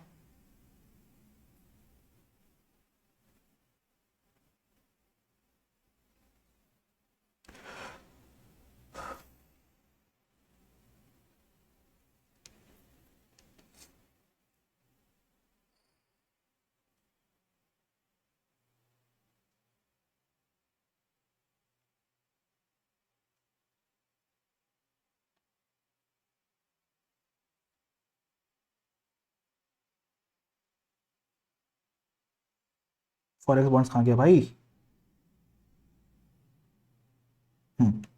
फॉरेन करेंसी बॉन्ड्स, ये रहा। देखो मैंने आपको लेजर बना के दिखाया कि देखो ये ओपनिंग था, ये क्लोजिंग था, ये डिफरेंस आया बैलेंसिंग फिगर। इस बैलेंसिंग फिगर को एफबीटी पीएनएल है तो कैसे होगा, एफबीटी ओसीआई है तो कैसे होगा, राइट। आपको सिंपल सा है, मैंने बताया। क्योंकि देखो मैंने अमोर्टाइज कॉस्ट इसलिए नहीं लिया क्योंकि अमोर्टाइज कॉस्ट तो पूरा ही पीएनएल में जाता है, उसमें कोई दिक्कत नहीं होगा, राइट। तो मैंने आप बताया फेयर वैल्यू गेन और लॉस कैसे निकालना है, एक्सचेंज डिफरेंस गेन और लॉस कैसे निकालना है, मैंने सब चीज आपको डिटेल में बताया है, ठीक है। और उसका जनरल इंटरेस्ट मैंने आपको पास करके दिया है यहाँ पे। आई होप आपको इससे अंडरस्टैंडिंग बहुत क्लियर होने वाली है, ठीक है। चलो आ जाते हैं हम लोग वापस से अपने नोट्स पे। नाउ अब आता है ईज ऑफ रीपेमेंट। मतलब अगर पेरेंट कंपनी अपने सब्सिडरी को या सब्सिडरी कंपनी अपने पेरेंट को, बेसिकली ग्रुप कंपनीज आपस में अगर किसी को लोन दे रहा है और बोला कि जो लोन दे रहे हैं ना, जब तुम्हारे पास पैसा हो तब दे देना, जब पैसा हो तब दे देना, जब भी पैसा हो तब दे देना, उसको बोलते हैं ईज ऑफ रीपेमेंट। उसको बोलते हैं हम लोग क्या, ईज ऑफ रीपेमेंट, ठीक है। देखो दो केस होता है, एक तो मैंने लोन दिया किसी को, बोला कि जब मैं पैसा मांगूंगा तब दे देना, तो उसको बोलते हैं लोन रिपेबल ऑन डिमांड। ये होता है, इसको हम लोग बोलते हैं करंट फाइनेंशियल एसेट रिकॉर्ड करना पड़ता है हमें, ठीक है। ठीक है, हमने बोला कि लोन रिपेबल ऑन डिमांड है, ठीक है। तो जो जिसको लोन मिला है वो करंट लायबिलिटी रिकॉर्ड करता है, क्योंकि कभी भी पे करना पड़ सकता है। बट अगर मैंने किसी को लोन दिया है, मैंने अगर किसी को लोन दिया है और बोला कि तुम्हें जब पैसा हो तब देना, मतलब वो जब चाहे तब देगा, तो इसको बोला, इसको long term financial asset record करना आप, ठीक है। सिंपल सा बात। 27 number point, financial asset at regular way of purchase, trade date accounting, settlement date accounting. अगर आपको मालूम होगा, आप अगर रेगुलर, अगर आप कोई भी ब्रोकर लिस्टेड कंपनी का शेयर्स कोई भी परचेज करोगे ना, तो क्या होता है, आप आज परचेज किए 2 दिन बाद आपके अकाउंट में वो शेयर्स रिफ्लेक्ट करते हैं। T+2 मॉडल चलता है, राइट। तो उसको बोलते हैं regular way of purchase, regular way of purchase. तो इसमें 3 बातें आती है, trade date, reporting date, settlement date. Let suppose मैंने एक शेयर परचेज कर लिया 31st को मैंने शेयर परचेज कर लिया। लेट सपोज मैंने 30th ऑफ मार्च को शेयर्स परचेज किया, मेरे अकाउंट में कब आएगा, 1st ऑफ अप्रैल को, राइट। बीच में 31 मार्च आ गया, रिपोर्टिंग डेट। तो ये लेट सपोज यहां पे लिख दो 30th ऑफ मार्च, ये हो गया 31st ऑफ मार्च, मेरे अकाउंट में शेयर्स आएगा 1st अप्रैल को। तो कैसे अकाउंटिंग करें, तो बोला इसको अकाउंटिंग करने का 2 तरीका है, trade date accounting, settlement date accounting. Simple सा है, कोई दिक्कत नहीं है। Trade date accounting as the name से आपको ट्रेड डेट वाले दिन रिकॉर्ड करना है, ट्रेड डेट वाले दिन रिकॉर्ड करना है। तो क्या रिकॉर्ड करोगे, ट्रेड डेट वाले दिन आप रिकॉर्ड करोगे financial asset account debit to payable. Reporting date में अगर अमोर्टाइज्ड कॉस्ट पे है तो कोई करना नहीं है, कोई दिक्कत नहीं है, आपको सिंपल से इस पे इफेक्टिव इंटरेस्ट रेट के हिसाब से आपको फाइनेंस इनकम रिकॉर्ड कर लेना है, फेयर वैल्यू चेंज कोई दिक्कत है नहीं। लेकिन अगर आपका फेयर वैल्यू थ्रू पीएनएल या फेयर वैल्यू थ्रू ओसीआई है, तो पूरा फेयर वैल्यू चेंजेस रिकॉर्ड कर लो ना, पीएनएल या ओसीआई के थ्रू रिकॉर्ड कर लो। तो सर सेटलमेंट डेट में क्या करेंगे, बस payable account debit to bank, अपना अमाउंट सेटल करेंगे और कुछ भी नहीं करेंगे। बट अगर यहीं पे सेटलमेंट डेट अकाउंटिंग है, मतलब देखो जिस दिन का अकाउंटिंग होगा ना, या ट्रेड डेट अकाउंटिंग, तो फाइनेंशियल एसेट ट्रेड डेट के दिन अकाउंट रिकॉर्ड करना, सेटलमेंट डेट अकाउंटिंग मतलब फाइनेंशियल एसेट को सेटलमेंट डेट वाले दिन रिकॉर्ड करना, बस इतना सा है और कुछ दिक्कत नहीं है। देखो सेटलमेंट डेट वाले दिन क्या, सेटलमेंट डेट के दिन रिकॉर्ड करना है, तो ट्रेड डेट के दिन कुछ रिकॉर्ड करेंगे क्या, नहीं, कोई रिकॉर्ड नहीं करेंगे। बट उस पर हम लोग इफेक्टिव इंटरेस्ट रेट से हिसाब से इनकम तो रिकॉर्ड करेंगे ना, हाँ इनकम रिकॉर्ड करेंगे। बट सर या फिर अगर फेयर वैल्यू पे है तो फेयर वैल्यू भी रिकॉर्ड करेंगे। बट सर असेट तो है ही नहीं, हम लोग किस पे रिकॉर्ड करें, बोला एक टेम्पोररी अकाउंट खोलो ना, एडजस्टमेंट अकाउंट, एक टेम्पोररी कोई एडजस्टमेंट अकाउंट खोल लो, ठीक है। अब सेटलमेंट डेट के दिन आप क्या करोगे, अपना एसेट को रिकॉर्ड करोगे, इस एडजस्टमेंट अकाउंट को रिवर्स कर देना, उस दिन रिवर्स कर देना, सिंपल सा बात है, ठीक है। तो कोई भी ज्यादा दिक्कत वाली बात नहीं है सेटलमेंट डेट अकाउंटिंग और ट्रेड डेट अकाउंटिंग। बस एक बात ध्यान रखना, जिस दिन का अकाउंटिंग है उस दिन आपको फाइनेंशियल को रिकॉर्ड करना, trade date accounting financial asset को ट्रेड डेट के दिन रिकॉर्ड करो, settlement date accounting financial asset को सेटलमेंट के दिन रिकॉर्ड करो। बस इतना सा बात ध्यान रखना और कोई बात आपको ध्यान में नहीं रखना है।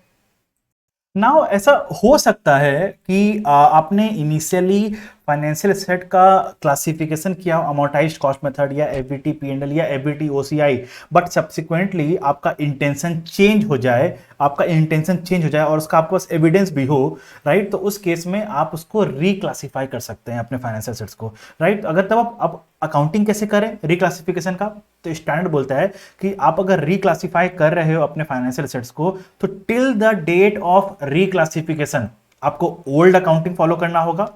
रिक्लासिफिकेशन के बाद से सब्सिक्वेंटली, लेट सपोज अगर आपका डेट ऑफ रिक्लासिफिकेशन है 23rd ऑफ जून, तो 23rd ऑफ जून तक आप ओल्ड पॉलिसी मेजर करोगे, ठीक है, मेजर करोगे, और 24th जून से आप नया पॉलिसी लगाओगे, ठीक है। तो ये इसका सिंपल सा तरीका है। मैंने इस पे एक एग्जांपल ड्राफ्ट किया है, ठीक है, जो कि आईसीआई की स्टडी मटेरियल से ही लेके मैंने ड्राफ्ट किया, थोड़ा सा उसको अमेंड करके, ठीक है। तो मैंने क्या किया, देखो इसमें सारा ही केस ले लिया मैंने, ठीक है। तो देखा कि carrying amount of the date of classification 1 lakh था, फेयर वैल्यू उसी दिन 90,000 है, राइट। और बोला पहला क्या, अमोर्टाइज्ड कॉस्ट से एफबीटी पीएनएल। देखो समझो, मैं समझाना चाह रहा हूं आपको। अगर आप एसीएम से एफबीटी पीएनएल जा रहे हो और आपका कैरिंग अमाउंट 1 लाख है, तो क्या करेगा, आपका कैरिंग एसीएम में क्या होता है, कॉस्ट में ही रहेगा, तो ये कॉस्ट में ही रहेगा।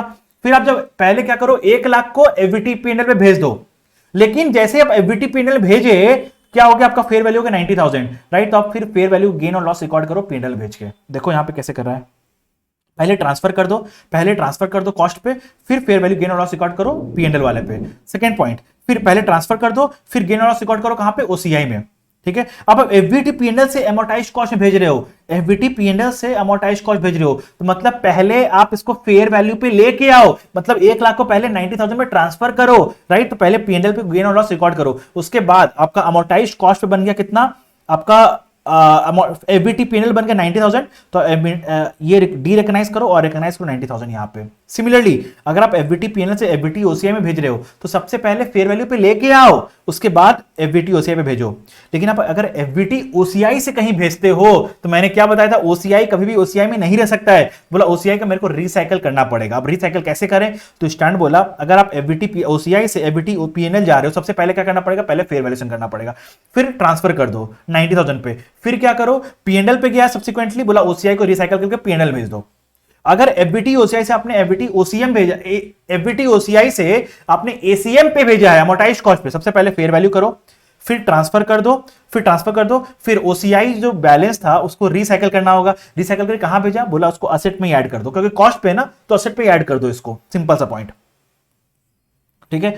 तो ये हो गया आपका फाइनेंशियल असेट्स का reclassification. Now coming to financial liabilities का रिक्लासिफिकेशन। तो फाइनेंशियल लायबिलिटी में रिक्लासिफिकेशन अलाउड नहीं होता है बच्चों, क्यों, क्योंकि मैंने बोला था कि देखो सारे फाइनेंशियल लायबिलिटीज अमोर्टाइज्ड कॉस्ट पे ही मेजर होते हैं और कोई ऑप्शन हो ही नहीं सकता है। लेकिन कुछ कुछ एक्सेप्शन से फाइनेंशियल गारंटी और डेरिवेटिव का जो हमारा पीएनएल पे मेजर होता था, अदरवाइज सब थी, बट लेकिन फाइनेंशियल से पैसा नहीं था। मैंने बोला ये इस पे भी हो सकता है, ये इस पे भी हो सकता है, ये इस पे भी हो सकता है, depending upon some conditions and situations, ठीक है।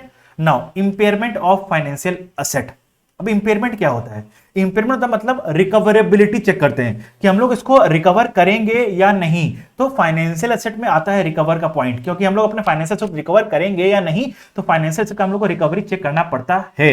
अब रिकवरी जब भी इंपेयरमेंट होता है तो इंपैक्ट दो जगह जाता है, कहां पे जाता है इंपैक्ट बताओ, तो एक जाता है असेट में और जाता है पीएनएल में, एक जाता है असेट में, एक जाता है पीएनएल में, राइट। इंपेयरमेंट का इंपैक्ट हमेशा दो जगह जाता है, एक असेट में, एक पीएनएल में। तो स्टैंडर्ड क्या बोल रहा है यहां पे, स्टैंडर्ड बोल रहा है आप जब भी अपने फाइनेंशियल एसेट को इंपेयर करोगे तो आपको क्या देखना पड़ेगा, देखो यहां पे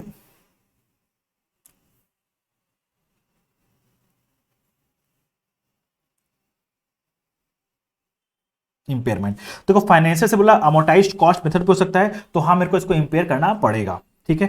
एफबीटी ओसीआई पे हो रहा है, अगर आपका असेट एफबीटी ओसीआई में, तो असेट तो ऑलरेडी फेयर वैल्यू पे है, तो असेट को तो रिड्यूस करने की जरूरत नहीं है, बट सर इंपैक्ट पीएनएल में नहीं गया ना, तो हाँ हमको उस केस में पीएनएल पे इंपैक्ट लेना पड़ेगा। तो एक पॉइंट बच रहा है, पीएनएल वाला पॉइंट बचा, इसको मैं बताऊंगा आपको, ठीक है। नाउ अगर असेट एफबीटी पीएनएल पे, मतलब असेट भी रिड्यूस्ड है, इंपैक्ट भी पीएनएल में गया हुआ है, तो क्या ये इंपेयर होगा, नहीं ये इंपेयर नहीं होगा, ये इंपेयर नहीं होगा।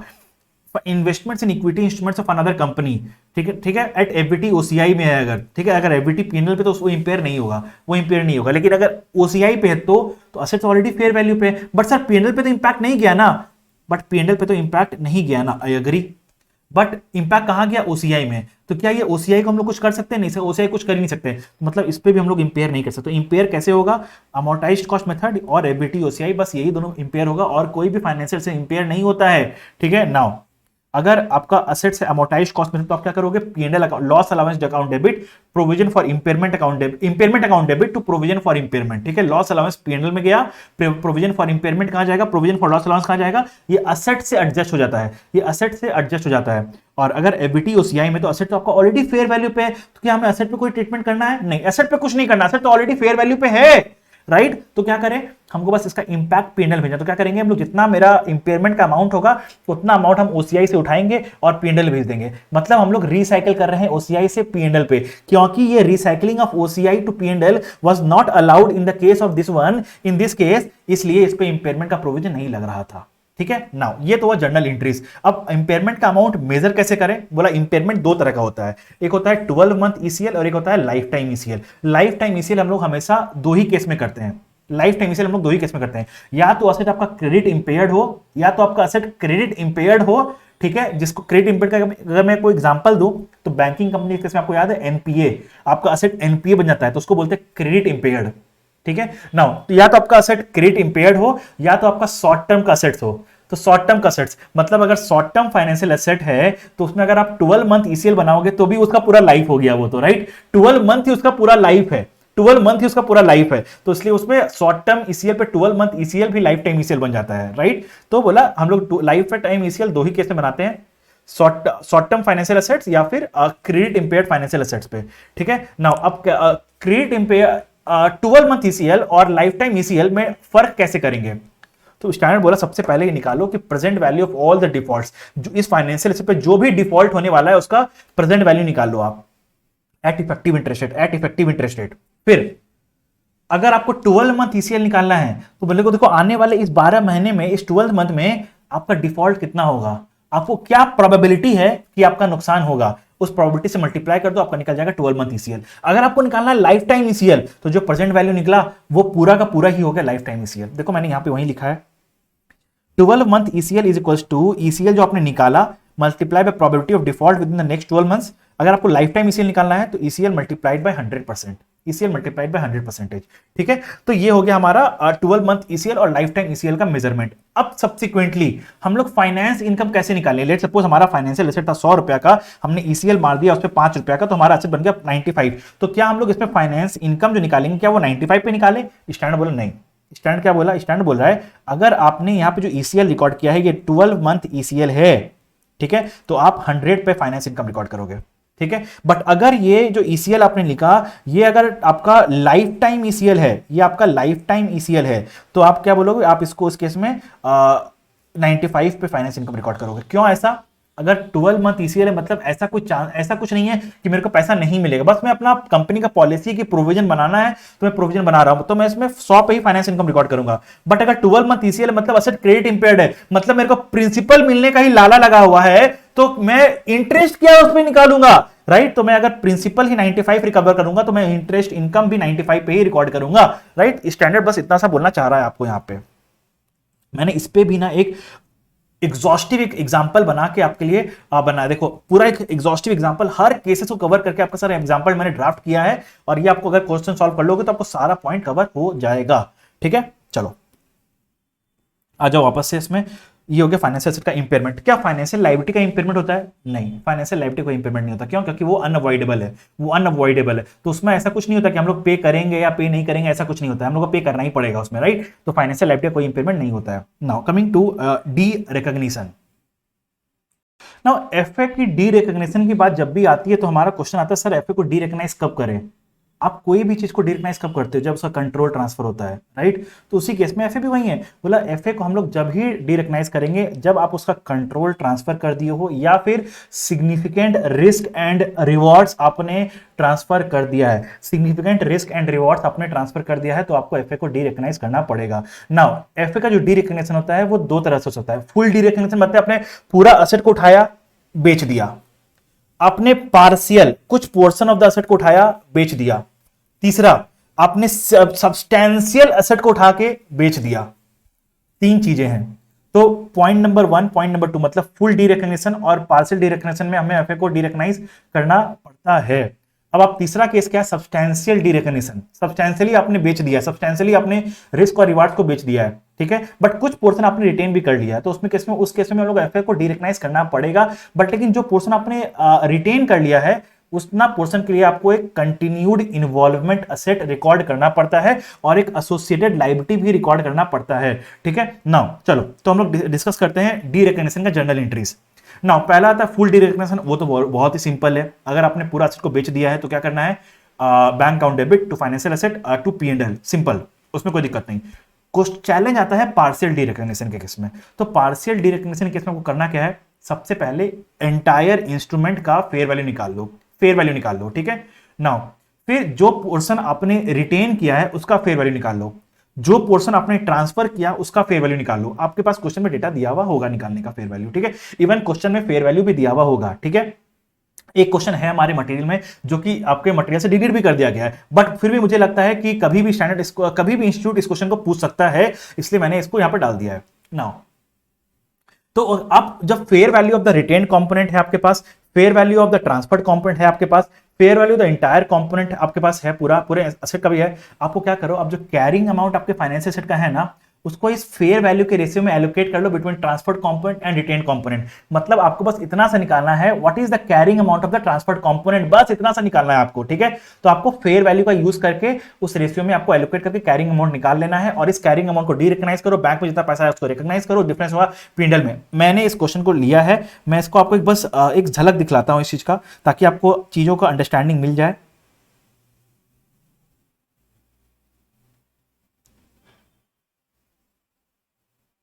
देखो, सबसे पहले क्या देखना है आपको, fair value of the entire instrument. देखो आपको क्वेश्चन में दे रखा है कि जो ट्रांसफर्ड किया है कंपोनेंट उसका फेयर वैल्यू इतना है, ये है रिटेन्ड का, ये रिटेन्ड का इतना आपको दे रखा है क्वेश्चन में, ठीक है नाउ, और ये एंटायर का इतना है। तो आपको क्या करोगे, बोलोगे एंटायर एसेट का इतना फेयर वैल्यू है, रिटेन्ड का इतना फेयर वैल्यू है, तो क्या मैं ये निकाल लिया fair value of transferred component. अब इसी बेसिस पे आपको कैरिंग अमाउंट निकालना है, राइट। देखो allocation of carrying amount to retained and transferred component on the basis of their relative fair values, on the basis of their relative fair values। अब कैसे करोगे, आपका फेयर वैल्यू इतना है राइट। अब इस रेशियो में आपका कैरिंग अमाउंट था 10 लाख रुपया, तो इस रेशियो में आप अपना एलोकेट कर लिए, तो carrying amount of the transferred component इतना है, रिटेन कंपोनेंट इतना है, आपका कैरिंग अमाउंट आ गया, जो कंपोनेंट आपने ट्रांसफर किया उसका कैरिंग अमाउंट आपको आ गया। अब क्या करना है, बैंक अकाउंट डेबिट 9,90,000, ये कंसिडरेशन था, सेल कंसिडरेशन था, जो आपका ये था ट्रांसफर्ड कंपोनेंट उसको डी रिकॉग्नाइज कर दो, जितना आया वो गेन और लॉस P&L में रिकॉर्ड कर लो, सिंपल सा बात है, बस इतना सही करना और कुछ करना नहीं है आपको। ये आपको मैंने एग्जांपल दे दिया कंटिन्यूड इन्वॉल्वमेंट एसेट का, राइट, तो आप ये भी सॉल्व कर लेना। नाउ फर्दर आते हैं एफएल का डी रिकॉग्निशन। एफएल को जब डी रिकॉग्नाइज करेंगे तो क्या होगा, देखो पहला बात, एफएल को क्या डी रिकॉग्नाइज कर सकते हो, एफएल को आप डी रिकॉग्नाइज कैसे करोगे बताओ, एफएल को आप डी रिकॉग्नाइज कैसे करोगे, पे करके, तो क्या एंट्री होगा FL account debit to bank, तो उसमें कोई दिक्कत ही नहीं है। लेकिन एफएल का डी रिकॉग्निशन का पता है बात क्या आता है, आप कॉन्ट्रैक्ट का टर्म्स चेंज करते हो, और उसमें आता है कि डी रिकॉग्निशन हो रहा है या नहीं हो रहा है, आपको एनालाइज करना पड़ता है। अगर कॉन्ट्रैक्ट का टर्म सब्सटेंशियली चेंज हो गया है तो हम लोग बोलेंगे कि पुराना लायबिलिटी खत्म, नया लायबिलिटी स्टार्ट। अगर कॉन्ट्रैक्ट का टर्म सब्सटेंशियली चेंज नहीं हुआ, माइन्यूट चेंज हुआ है, तो बोला हम लोग पुराना लायबिलिटी को ही चेंज करके थोड़ा मरम्मत करके उसी को ठीक करके चला रहे हैं, उसको बोलते हैं हम लोग मॉडिफिकेशन का अकाउंटिंग, ठीक है। तो दो आता है, मॉडिफिकेशन और एक्सटिंग्विशमेंट। तो हमें चेक करना पड़ेगा, हमें हर क्वेश्चन में चेक करना पड़ेगा कि ये मॉडिफिकेशन का अकाउंटिंग है या एक्सटिंग्विशमेंट का अकाउंटिंग है। तो कैसे चेक करें, पहले देखो बोला carrying amount of old financial liability निकालो। आज के दिन कैरिंग अमाउंट क्या है, बोला जो आपका टर्म्स चेंज हुआ है ना, तो आपका कैश फ्लो भी चेंज हुआ होगा, बोला जो भी रिवाइज कैश फ्लो है उसका प्रेजेंट वैल्यू निकाल लो, बट ओल्ड डिस्काउंट रेट पे, जो पुराना जिस रेट पे आपने कैरिंग अमाउंट निकाला है ना, उसी डिस्काउंट रेट पे आप आज प्रेजेंट वैल्यू निकाल लो ऑफ रिवाइज्ड कैश फ्लोज, उसी रेट पे ओल्ड रेट पे ही रिवाइज्ड कैश फ्लोज का डिस्काउंट रेट निकालो। स्टूडेंट यहां पे गलती करते हैं, वो यहां पे ले लेते हैं न्यू डिस्काउंट रेट, आपको लेना है ओल्ड डिस्काउंट रेट, ठीक है। प्लस अगर कोई ट्रांजैक्शन कॉस्ट इनकर किया है तो वो भी यहां पे ऐड कर दो। सर ट्रांजैक्शन कॉस्ट तो हम लोग असेट में एडजस्ट कर देते हैं ना, यहां पे ऐड क्यों कर रहे हैं, एक बार ऐड कर दो, ये तरीका है फाइंड आउट करने का, ठीक है। फाइंड आउट करने के बाद आपको क्या हो सकता है चेंज अप टू 10% है, 10% तक चेंज है, ठीक है। तो बोलेंगे हम लोग इसको बोलेंगे मॉडिफिकेशन अकाउंटिंग। लेकिन 10% ज्यादा 10.01 तो हो गया extinguishment accounting, 9.99 modification accounting, 10 modification accounting, 10.01 extinguishment accounting, ठीक है। अब अकाउंटिंग सर कैसे करें, अगर एक्सटिंग्विशमेंट अकाउंटिंग है तो क्या बोलेंगे, पुराना लायबिलिटी खत्म, ओल्ड लायबिलिटी, पुराना लायबिलिटी खत्म, नया लायबिलिटी स्टार्ट। तो हम लोग देखो एंट्री पास करेंगे, ओल्ड लायबिलिटी को हटा देंगे, न्यू लायबिलिटी को रिकॉग्नाइज करेंगे। न्यू लायबिलिटी सर कैसे निकाले, present value of the revised cash flows using new discount rate. अब देखो यहां पे आपको न्यू डिस्काउंट रेट लेना पड़ेगा, कि हम बोल रहे पुराना लायबिलिटी का गेम खत्म, नया लायबिलिटी स्टार्ट। अगर आप आज कोई लोन लोगे तो आप तो आज के रेट के हिसाब से रिकॉर्ड करोगे ना बाबा, राइट। तो आपको आज के हिसाब से रिकॉर्ड करना है, इसलिए आपको लेना न्यू डिस्काउंट रेट, जो भी डिफरेंस हुआ वो चल जाएगा P&L में। कोई भी ट्रांजैक्शन कॉस्ट अगर आपने इनकर किया है तो उसको भेज दो कहां पे, P&L में। कोई भी ट्रांजैक्शन कॉस्ट अगर आपने इनकर किया है तो वो भेज दो P&L में। सर P&L क्यों, क्योंकि हम लोग ये मानते हैं ये ट्रांजैक्शन कॉस्ट पुराने लोन का है, तो इसको हम लोग P&L भेजेंगे, क्योंकि पुराना लोन तो सेटल हो गया अब, तो इसको हम लोग भेज देंगे P&L में। सर अगर मॉडिफिकेशन लगा तो हम लोग बोलेंगे continue with the old FL, continue with the old FL. Sir किस वैल्यू पे बोला, हम लोग न्यू एफएल को रिकॉग्नाइज करेंगे but at the rate of present value the revised cash flow using old rate. क्यों, क्योंकि हम लोग बोल रहे पुराना लोन ही चल रहा है, तो पुराना लोन चल रहा है तो पुराना रेट से चलाओगे ना, पुराना लोन चल रहा है तो पुराने रेट से चलाओ। राइट, तो ओल्ड डिस्काउंट रेट ले लो यहां पे, ठीक है। और अगर कोई ट्रांजेक्शन कॉस्ट है तो उसको एडजस्ट कर दो एफएल में, क्यों, क्योंकि पुराना लोन चल रहा है ना, पुराना लोन चल रहा है, राइट। तो इसमें हम लोग PNL account debit to FL account भेजेंगे। अब ये पीएनएल में कितना अमाउंट जाएगा, 2 amount, change in FL, change in financial liability due to, change in financial liability due to change in you can say terms and conditions, और transaction cost, जो भी impact आएगा वो चल जाएगा आपका पी एंड एल में, ठीक है। तो इस तरह से इसका काउंटिंग होगा। नाउ 34 में आता है डेरिवेटिव्स। डेरिवेटिव का मतलब क्या होता है, मैंने इसके लिए भी आपको 2 क्वेश्चन लिया है। इसके लिए देखो क्वेश्चन नंबर 21 मॉडिफिकेशन का लिया है, क्वेश्चन नंबर 19 लिया है एक्सटिंग्विशमेंट का। अगर ये दोनों क्वेश्चन सॉल्व कर लोगे तो आपको पूरा कॉन्सेप्ट पे ग्रिप आ जाएगा। बट ये चीज प्लीज बस एक काम मेरा मान लेना, क्लास देखा तुरंत का तुरंत क्वेश्चन सॉल्व करना, बहुत फायदा मिलेगा, मैं गारंटी के साथ बोल रहा हूं। डेरिवेटिव्स, डेरिवेटिव क्या होता है, 3 बातें, वैल्यू अंडरलाइंग से डिराइव करता है, लो या नील इन्वेस्टमेंट लगता है, और सेटल होता है फ्यूचर के डेट पे, ठीक है। तो अगर तीनों बातें सेटिस्फाई होती है तो हम लोग बोलेंगे डेरिवेटिव है। अगर ये डेरिवेटिव बनता है तो इसको हम लोग एफबीटी पीएनएल पे रिकॉर्ड करते हैं, इसको हम लोग एफबीटी पीएनएल पे रिकॉर्ड करते हैं। आपके बुक में बहुत सारे एग्जांपल्स है, मैंने 4 एग्जांपल लिया है जो कि एग्जाम के लिए इंपॉर्टेंट बनता है और काफी अच्छा है, काफी अच्छा है, ठीक है। तो इस चारों एग्जांपल को सॉल्व कर लेना, डेरिवेटिव वाला पॉइंट को, पूरा कॉन्सेप्ट क्लियर हो जाएगा। Now coming to embedded derivative. Embedded derivative, now embedded derivative में 2 बातें होती है आपका, एक होता है होस्ट कॉन्ट्रैक्ट, एक होता है डेरिवेटिव कॉन्ट्रैक्ट, ठीक है। आपको इसको सेपरेट करना पड़ता है, बट स्टैंडर्ड बोलता है अगर ये क्लोजली रिलेटेड है तो सेपरेट मत करना, अगर क्लोजली रिलेटेड नहीं है तो सेपरेट करना। स्टैंड आपको एग्जाम में दिया हुआ होगा क्लोजली रिलेटेड है या नहीं है। जनरली अगर आपको एग्जाम में एम्बेडेड डेरिवेटिव क्वेश्चन आता है तो वो क्लोजली रिलेटेड नहीं होगा, ठीक है। नाउ मैंने इस पर भी आपको क्वेश्चन दिया है, क्वेश्चन नंबर 25, ठीक है। समझो बात को, एम्बेडेड डेरिवेटिव 2 तरह का आपके बुक में कॉन्सेप्ट है, एक ट्रेडिंग इन फॉरेक्स और एक है प्री पेमेंट ऑप्शन। तो आपको क्या करना है, देखो अगर ट्रेडिंग इन एफएक्स है तो आपको क्या होना, कॉन्ट्रैक्ट टू बाय एक है, ठीक है, कॉन्ट्रैक्ट टू बाय या सेल होगा, कॉन्ट्रैक्ट टू बाय या सेल होगा। और डेरिवेटिव जो होगा जस्ट उसका उल्टा बोलना, कॉन्ट्रैक्ट, अगर यहां पे कॉन्ट्रैक्ट टू बाय मशीनरी है तो यहां बोलना कॉन्ट्रैक्ट टू सेल डॉलर्स है, यहां बोलना कॉन्ट्रैक्ट टू सेल डॉलर्स है, और आपको एनालाइज करते रहना। अगर होस्ट बोल रहा है कॉन्ट्रैक्ट टू सेल मशीनरी है तो डेरिवेटिव बोलना कॉन्ट्रैक्ट टू बाय फॉरेक्स है, कॉन्ट्रैक्ट टू बाय डॉलर्स है, ठीक है। अब देखो होस्ट का काउंटिंग कैसे करोगे, कॉन्ट्रैक्ट टू बाय और sell at the forward rate. Let suppose बोला 30, हम लोग आज खड़े हैं 30 जून पे, और बोल रहा है हम लोग अकाउंटिंग जो हम परचेस करेंगे ना वो करेंगे 30 सितंबर पे। तो बोला take the 3 month forward rate, उस रेट पे अपना होस्ट को तो फिक्स कर लो, होस्ट को तो फिक्स कर लो। अब डेरिवेटिव को आपका 3 मंथ फॉरवर्ड रेट लो और उस पे जो स्पॉट रेट से कंपेयर करते जाओ, कंपेयर करते जाओ, और उससे जो भी गेन और लॉस आएगा वो कहां चल जाएगा, पीएनएल में चल जाएगा, राइट। तो ट्रेड डेट पे कोई एंट्री नहीं होगा। अगर ऑप्शन प्रीमियम पे किया या रिसीव किया तो उसका काउंटिंग कर लेना बस। रिपोर्टिंग डेट पे आपको कंपेयर करना इस forward rate with the spot rate on reporting date, और जो भी डिफरेंस आएगा वो पीएनएल में रिकॉर्ड कर लेना। सेटलमेंट डेट पे आप सेम एंट्री करोगे ये वाला, और रियलाइज कर लेना अपना डेरिवेटिव असेट या डेरिवेटिव लायबिलिटी को, ठीक है। और अपना परचेज और सेल अपना रिकॉर्ड कर लेना, जो इनिशियली फिक्स्ड रेट था ना उसी पे रिकॉर्ड कर लेना अपना असेट और लायबिलिटी, जो असेट को जो भी आपका परचेस किया हुआ है, सेल किया उस वैल्यू पे रिकॉर्ड कर लेना। इसका एग्जांपल मैंने आपको दे दिया है, एक ठो इसका एग्जांपल मैंने आपको दे दिया है। एक और है pre payment option. Pre payment option, तो प्री पेमेंट ऑप्शन में क्या करना है, सबसे पहले आपने लोन को डिस्काउंट प्रेजेंट वैल्यू निकाल लो at an interest rate without prepayment option. आपका लोन में प्री पेमेंट का ऑप्शन है, आपके लोन में आपने लोन लिया है उसमें प्री पेमेंट का ऑप्शन है, तो आप क्या करना, आप present value of all the contractual payments निकाल लो at a discount rate without prepayment option. मतलब अगर ये प्री पेमेंट ऑप्शन नहीं होता तो इस लोन का वैल्यू कितना होता, और अगर प्री पेमेंट ऑप्शन है तो इस लोन का वैल्यू ये है। दोनों को कंपेयर करोगे तो आपको निकल जाएगा प्री पेमेंट ऑप्शन का वैल्यू। देखो मैंने क्वेश्चन लिया है इस पे भी,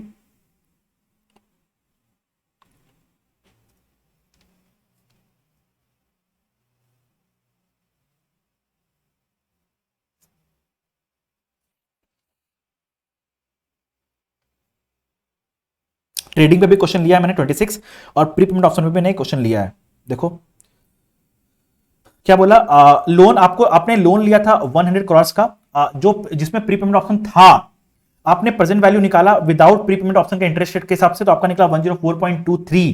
तो आपका प्री पेमेंट ऑप्शन का वैल्यू कितना निकला 4.23। तो आपका एंट्री क्या होगा, बैंक अकाउंट डेबिट, आपके बैंक में आया 100 करोड़, ठीक है। प्री पेमेंट ऑप्शन हो गया 4.23 और आपका एफएल हो गया 104.23। आपको इस तरह से एफएल को आपको अमोर्टाइज करना है, आपको अमोर्टाइज करना है, और प्री पेमेंट ऑप्शन को क्या करोगे आप, इस तरह से कंपेयर करोगे। बोला आपका देखो प्री पेमेंट ऑप्शन का फेयर वैल्यू है 0.69, कैसे, आपने एसेट को रिकॉर्ड किया कितना पे, ईयर एंड पे, ईयर एंड 1 पे आपका एसेट का वैल्यू कितना 103.68 और आपका अगर प्री पे करोगे तो बोला आपको लोन प्रीपेमेंट करने पे आपको 103 पे करना पड़ेगा, मतलब प्रीपेमेंट ऑप्शन का वैल्यू कितना हो गया 0.69। आपने इनिशियली कितना पे रिकॉर्ड किया था 4.23 पे, तो कैसे होगा देखो, इनिशियली आपने रिकॉर्ड किया था 4.23 पे, आपका आज का वैल्यू हो गया 3.54। अब जो डिफरेंस आ रहा है वो P&L में भेज दो, क्योंकि ये प्रीपेमेंट ऑप्शन क्या है, ये तो है डेरिवेटिव। डेरिवेटिव का काउंटिंग कैसे होता है, एफबीटी P&L से, तो जो भी फेयर वैल्यू का डिफरेंस आएगा वो कहां जाएगा, P&L पे। तो हम लोग को हर ये रिपोर्टिंग डेट पे यही काम करना है, बस यही काम कर। देखो यहां पे मेरा ईयर एंड पे क्या आ रहा है 103.09, मैंने यहां पे राउंडिंग ऑफ में डिफरेंस है 0.09 आएगा।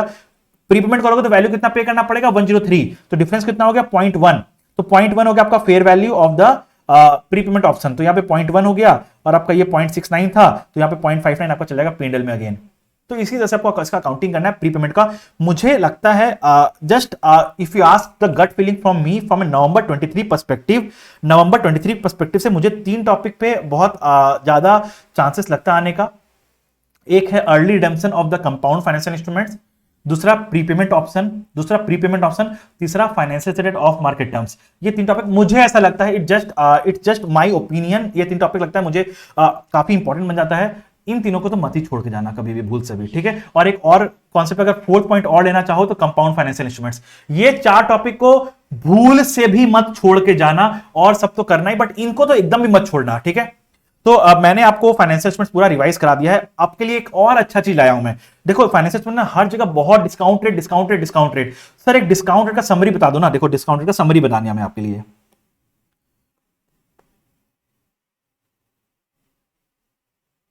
देखो normal financial liability coupon rate के हिसाब से काउंटिंग हो। नॉर्मल फाइनेंशियल लायबिलिटी मतलब विदाउट ट्रांजैक्शन कॉस्ट, तो कूपन रेट। अगर ट्रांजैक्शन कॉस्ट आया तो effective interest rate. Financial guarantee क्या होगा, market interest rate without guarantee, ठीक है। Compound financial instrument market rate without conversion option. Compound financial instrument जो फाइनेंशियल लायबिलिटी कंपोनेंट है वो भी सेम रेट पे, ठीक है। बट कंपाउंड फाइनेंशियल इंस्ट्रूमेंट अगर फाइनेंशियल लायबिलिटी कंपोनेंट अगर ट्रांजैक्शन कॉस्ट आ गया तो effective interest rate. Financial asset at amortize cost method effective interest rate. Financial asset of market terms market interest rate. Effective ये आपका जो इंपेयरमेंट होता है फाइनेंशियल सेट का वो effective interest rate. Now financial liability का जो मॉडिफिकेशन या एक्सटिंग्विशमेंट करते हो, अगर चेक करना है तो ओरिजिनल या ओल्ड डिस्काउंट रेट। मॉडिफिकेशन का अकाउंटिंग करना है तो ओल्ड डिस्काउंट रेट। एक्सटिंग्विशमेंट का अकाउंटिंग करना है तो न्यू डिस्काउंट रेट। प्रीपेमेंट का अकाउंटिंग करना है तो market rate without prepayment option. तो ये है डिस्काउंट रेट का, मैंने आपको इसलिए समरी बना दिया, which I will believe exam point of view से बहुत आपको हेल्पफुल होगा। तो आपको अब करना क्या है, आपने ये रिवीजन लेक्चर सुन लिया है, अब आपको यहां पे करना है सिंपल सा जो 26 क्वेश्चन मैंने आपके लिए सेलेक्ट किया है, उन 26 क्वेश्चन को खुद से सॉल्व कर लो। कोई भी क्वेरी होते तो कमेंट बॉक्स में डाल दो, मैं आपको समझा दूंगा वहां पे, ठीक है। और अगर आपको ये लेक्चर पसंद आया, आपको अच्छा लगा, तो लाइक करना और सब्सक्राइब करना इस चैनल को मत भूलना, ठीक है। That's all for the day, thank you, bye.